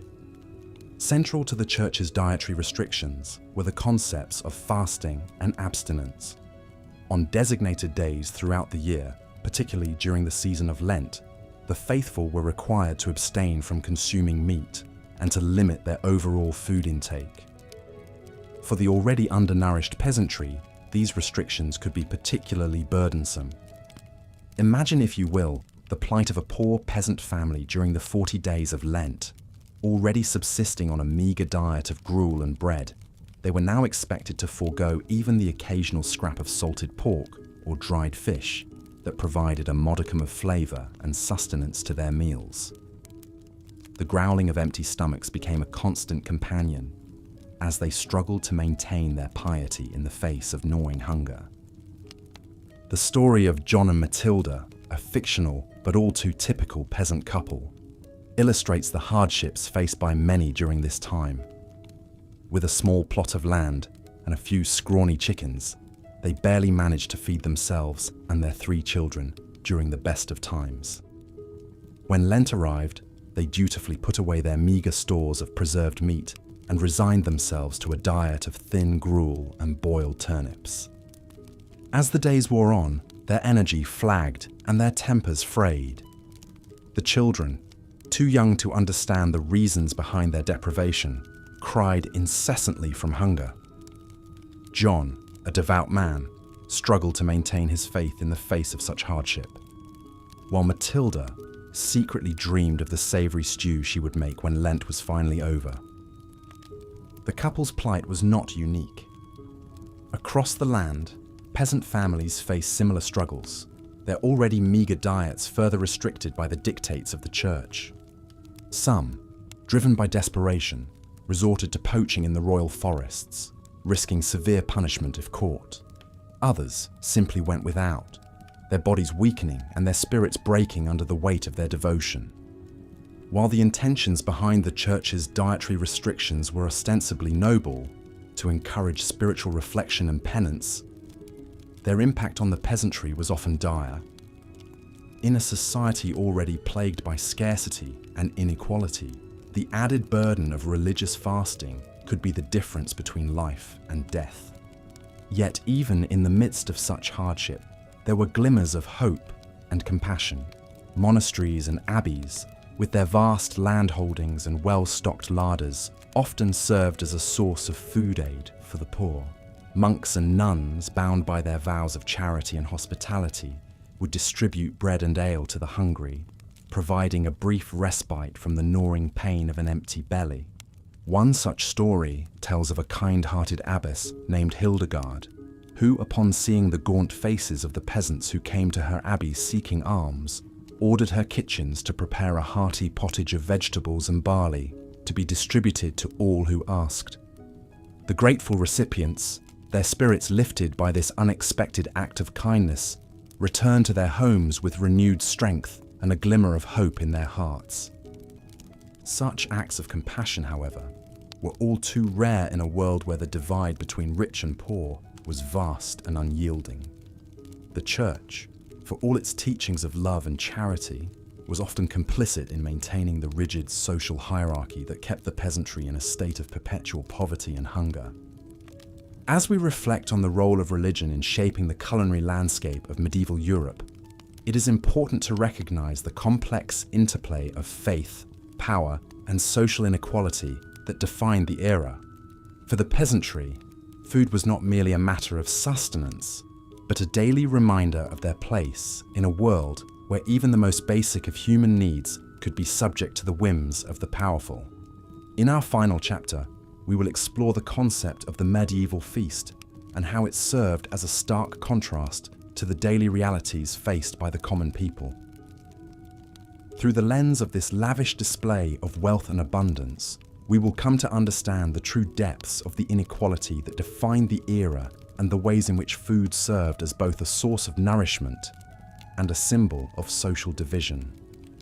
But first, let us pause for a moment and imagine ourselves in the place of the medieval peasant, their hunger a constant companion, and their faith tested by the unyielding dictates of the church. In their struggles and their resilience, we may find a deeper appreciation for the abundance and choice that we so often take for granted in our own lives.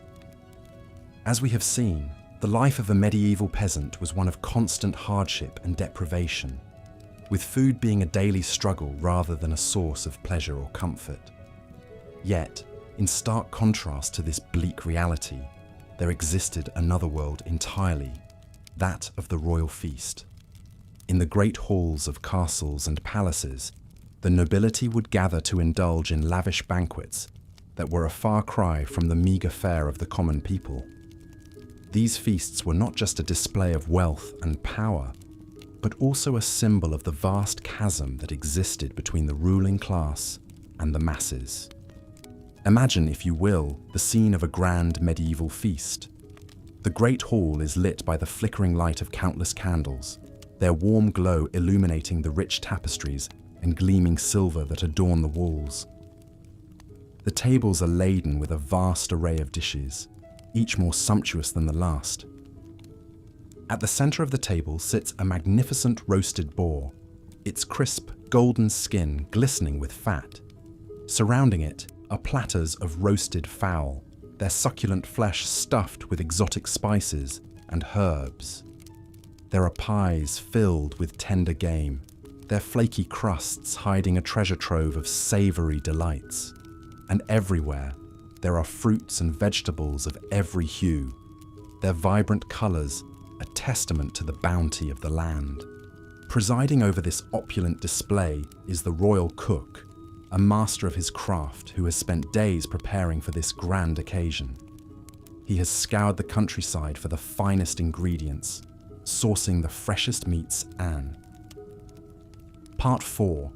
Adulterated food and drink.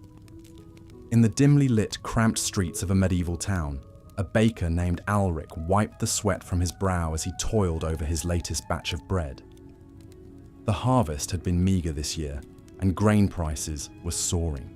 To make ends meet, Alric had resorted to secretly stretching his dough with fillers like ground acorns, sawdust, and even chalk. It was a common practice among unscrupulous bakers looking to maximize their profits, even if it meant compromising the quality and safety of their bread. As Alric worked, his mind wandered to the alewife down the street, who was known for watering down her brew to make it last longer. In a world where clean drinking water was often scarce, ale and wine were the beverages of choice for most people. However, this also meant that the quality of these drinks was often questionable at best. In larger cities, the authorities did attempt to regulate the food and drink trade to some extent. Ale tasters were employed to ensure that brews met a certain standard, and bakers found to be adulterating their bread could face fines or even public humiliation. In London, for example, dishonest bakers might be dragged through the streets on a hurdle with their substandard loaves hung around their necks. However, these regulations were often poorly enforced, and the punishments were not always a sufficient deterrent. Many bakers and brewers simply saw the fines as a cost of doing business and continued to cut corners wherever they could. For the average person, this meant that the food and drink they consumed were often of dubious quality. Bread that was supposed to nourish them might instead be filled with inedible or even harmful substances. Ale that was meant to quench their thirst might be so watered down that it provided little refreshment. It was just another hardship in a life already filled with challenges and uncertainties. As Alric pulled his latest batch of bread from the oven, he couldn't help but feel a twinge of guilt. He knew that his customers trusted him to provide them with honest, wholesome food. But in a world where survival often meant cutting corners and bending the rules, he felt he had little choice. He could only hope that his small deceptions went unnoticed and that his bread would provide some small comfort to those who ate it, even if it wasn't quite what it seemed. Part 5. Unsanitary conditions. In the year 1216, King John of England sat down to a lavish meal after a long day of hunting. As was customary, he was presented with a variety of dishes, including fruit, meat, and sweetmeats. However, unbeknownst to the king, the peaches he consumed that day were spoiled, likely due to improper storage and handling. Shortly after the meal, John fell violently ill with dysentery, a disease that would ultimately claim his life. While the exact cause of King John's death has been debated by historians, his story illustrates a stark reality of medieval life. Unsanitary conditions were rampant, and they took a serious toll on people's health and well-being. In many medieval households, livestock were often kept inside the home for warmth and safety. While this arrangement provided some comfort and security, it also meant that homes were constantly contaminated with animal waste and vermin. Fleas, lice, and rats were common companions, spreading disease and making life miserable for the home's human occupants. The situation was even worse in medieval cities, where garbage and human waste were often simply dumped into the streets or nearby rivers. With no understanding of germ theory or the importance of hygiene, people lived in close proximity to filth and squalor, creating the perfect breeding ground for disease. The consequences of these unsanitary conditions were severe. Dysentery, like that which killed King John, was a common killer, spread through contaminated food and water. Other diseases like typhoid fever, cholera, and even the dreaded Black Death also thrived in the filthy conditions of medieval cities. For the average person, there was little escape from the constant threat of illness. Even the food they ate and the water they drank were often tainted with disease-causing microbes. In a world without antibiotics or modern medical knowledge, even a minor infection could quickly become life-threatening. The story of King John's death, while notable due to his status, was far from unique. For rich and poor alike, the spectre of disease and death was a constant presence, fueled in large part by the unsanitary conditions in which they lived. It was a grim reality of medieval life, and one that would persist for centuries until the advent of modern sanitation and hygiene practices. As the sun set over the medieval city, the stench of waste and decay hung heavy in the air. In the distance, the bells of the church tolled, a somber reminder of the many lives claimed by the filth and squalor of the streets. For the people of the city, it was just another day in a world where cleanliness was a luxury and disease was a constant companion. Part 6. The influence of the church. In a small cottage on the outskirts of a medieval village, a peasant family gathered around their meager evening meal. The fare was simple, a thin pottage made from vegetables and a scrap of salted pork, accompanied by a hard crust of bread. It was Lent, and the family was doing their best to honor the church's mandate to fast and abstain from meat during this holy season. For the peasants, the Lenten fast was a particularly difficult challenge. Their diets were already severely limited by their poverty and the scarcity of food. Giving up what little meat they had access to meant subsisting on an even more meager and monotonous diet than usual. The church's influence on medieval cuisine was significant and far-reaching. In addition to the Lenten fast, the church also mandated meatless days throughout the year, typically Wednesdays, Fridays, and Saturdays. For the wealthy, these restrictions were an inconvenience, but for the poor, they could mean the difference between a full belly and hunger. Despite the hardships imposed by the church's dietary rules, there were some small consolations. Monasteries and abbeys often provided food aid to the hungry as a form of charity. Monks and nuns would distribute bread, ale, and sometimes even meat to the poor, particularly on holy days and festivals. However, this charity was not always enough to alleviate the suffering of the peasantry. In times of extreme scarcity, some peasants resorted to poaching game from the royal forests, risking severe punishments if caught. The church, in collaboration with the secular authorities, strictly enforced these hunting bans, viewing poaching as a sin against God and a crime against the king. As the peasant family finished their meager Lenten meal, they bowed their heads in prayer, thanking God for what little they had. They knew that the fast would not last forever, and that Easter would bring a brief respite from the monotony and scarcity of their diet. But they also knew that the church's influence on their daily lives would continue long after Lent had ended. The cycle of fasting and feasting, of scarcity and abundance, was woven into the very fabric of medieval life, shaping not only what people ate, but how they lived and worshipped. In the grand cathedrals and humble parish churches, the priests preached the virtues of fasting and self-denial. But for the peasants, these virtues were not a choice, but a necessity. They lived their lives in the shadow of the church, their stomachs growling with hunger as they prayed for a better world to come. Part 4. Adulterated food and drink. Even when food was available, there was no guarantee it would be wholesome or pure. In a world without industry regulations or safety standards, deception and corner cutting ran rampant. Imagine the plight of the humble baker, eking out a living by selling his bread to the townsfolk. Desperate to stretch his meager supply of flour, he might resort to mixing in fillers like ground acorns, sawdust, or even chalk. While these additives may have bulked up the loaves, they certainly didn't make for a nutritious or appetizing meal. The bakers weren't the only culprits, though. Unscrupulous brewers and vintners were notorious for watering down their wares to maximize profits. In a time when clean drinking water was often scarce, people relied on ale and wine to quench their thirst, but the alcohol content of these beverages was often much lower than advertised, leaving the drinker unsatisfied and still parched. Picture an alewife in a bustling town, surrounded by thirsty patrons clamoring for a pint. She ladles out the weak, watery brew with a guilty conscience, knowing that she's cheating her customers. But what choice does she have? The taxes are high, the grain is expensive, and she needs to make ends meet somehow. She silently thanks the heavens that most of her clientele are already too drunk to notice the deception. It wasn't all selfish greed driving these acts of food fraud, though.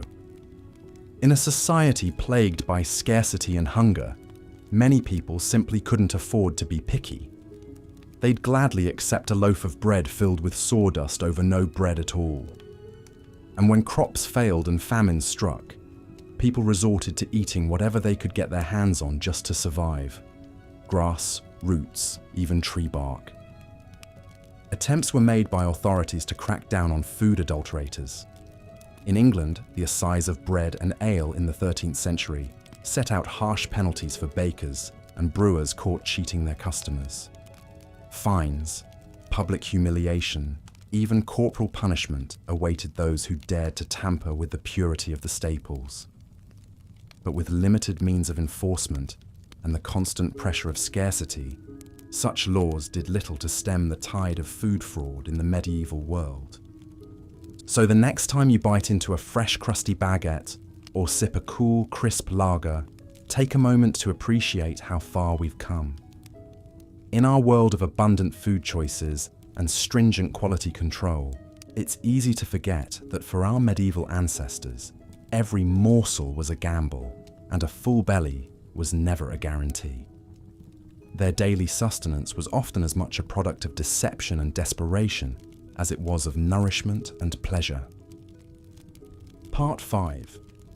Unsanitary conditions. Beyond the challenges of scarcity, spoilage, and adulteration, the people of the Middle Ages also had to contend with the ever-present spectre of disease. In a world without germ theory or modern sanitation, food and water were often tainted with dangerous pathogens, turning every meal into a potential game of Russian roulette. The very living conditions of medieval people conspired against any notions of food safety. Many peasants shared their humble cottages with their livestock, with animals like cattle and chickens living under the same roof as the family. While this arrangement provided some warmth and security for the beasts, it also meant that animal waste and insects were a constant presence in the home, contaminating food, water, and surfaces. Cities were even worse, with narrow, filthy streets and crowded tenements creating the perfect breeding grounds for disease. Garbage, human waste, and animal carcasses piled up in the gutters, tainting the air and seeping into the water supply. The stench alone would have been overwhelming, but the real danger lurked in the millions of microbes swarming on every surface. It's no wonder that medieval people had such short lifespans, with disease cutting down young and old alike. Even the nobility weren't immune, despite their superior living conditions.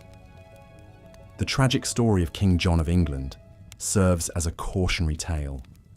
In 1216, while on a military campaign, the king gorged himself on peaches and cider, only to fall violently ill and die a few days later. Chroniclers at the time attributed his death to gluttony, but modern historians suspect that the real culprit was more likely food poisoning from contaminated fruit. The greatest scourge of the medieval world, the Black Death, was in part enabled by the unsanitary conditions that people lived in. The plague was spread by rats and fleas, which thrived in the squalor of medieval cities and towns. With garbage and waste piling up and hygiene standards virtually non-existent, it was only a matter of time before the pestilence took hold, wiping out a third of Europe's population.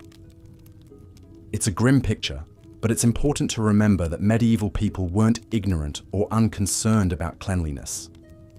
They may not have understood the science behind disease transmission, but they recognized the importance of keeping food and water clean. Monasteries and hospitals often had strict hygiene rules, and medieval housewives took great pride in keeping their homes as spotless as possible. But in a world without refrigeration, proper sewage systems, or clean running water, there was only so much that could be done. Every day was a battle against the forces of decay and contamination, and all too often, those forces won out. So the next time you enjoy a meal in a clean modern kitchen, spare a thought for your medieval ancestors who fought that battle every day of their lives, with the odds stacked firmly against them. Part 6. The influence of the Church. In the medieval world, the Catholic Church loomed large over every aspect of life, and food was no exception. For the faithful, the religious calendar dictated what could be eaten and when, adding an extra layer of complexity to an already challenging food landscape. The Church mandated strict fasting and abstinence rules, particularly during the penitential season of Lent. For 40 days before Easter, meat was strictly off the menu, as were dairy products, eggs, and even olive oil in some regions. Fish was sometimes permitted, but for many poor peasants, even that was a luxury they could ill afford. Imagine the struggle of a peasant family, already living on the brink of starvation, faced with the prospect of giving up what little meat and dairy they had for the sake of spiritual purity. The growling stomachs and weakened bodies were a small price to pay, they were told, for the promise of eternal salvation. But that was cold comfort for a mother watching her children grow thin and listless from hunger. Even outside of Lent, the Church's influence could be felt in the rhythms of the weekly menu. Wednesdays, Fridays, and Saturdays were designated as lean days, when meat was forbidden. For the wealthy, this simply meant substituting fish or other luxuries. But for the poor, it often meant going without any animal protein at all. There were some small mercies, however.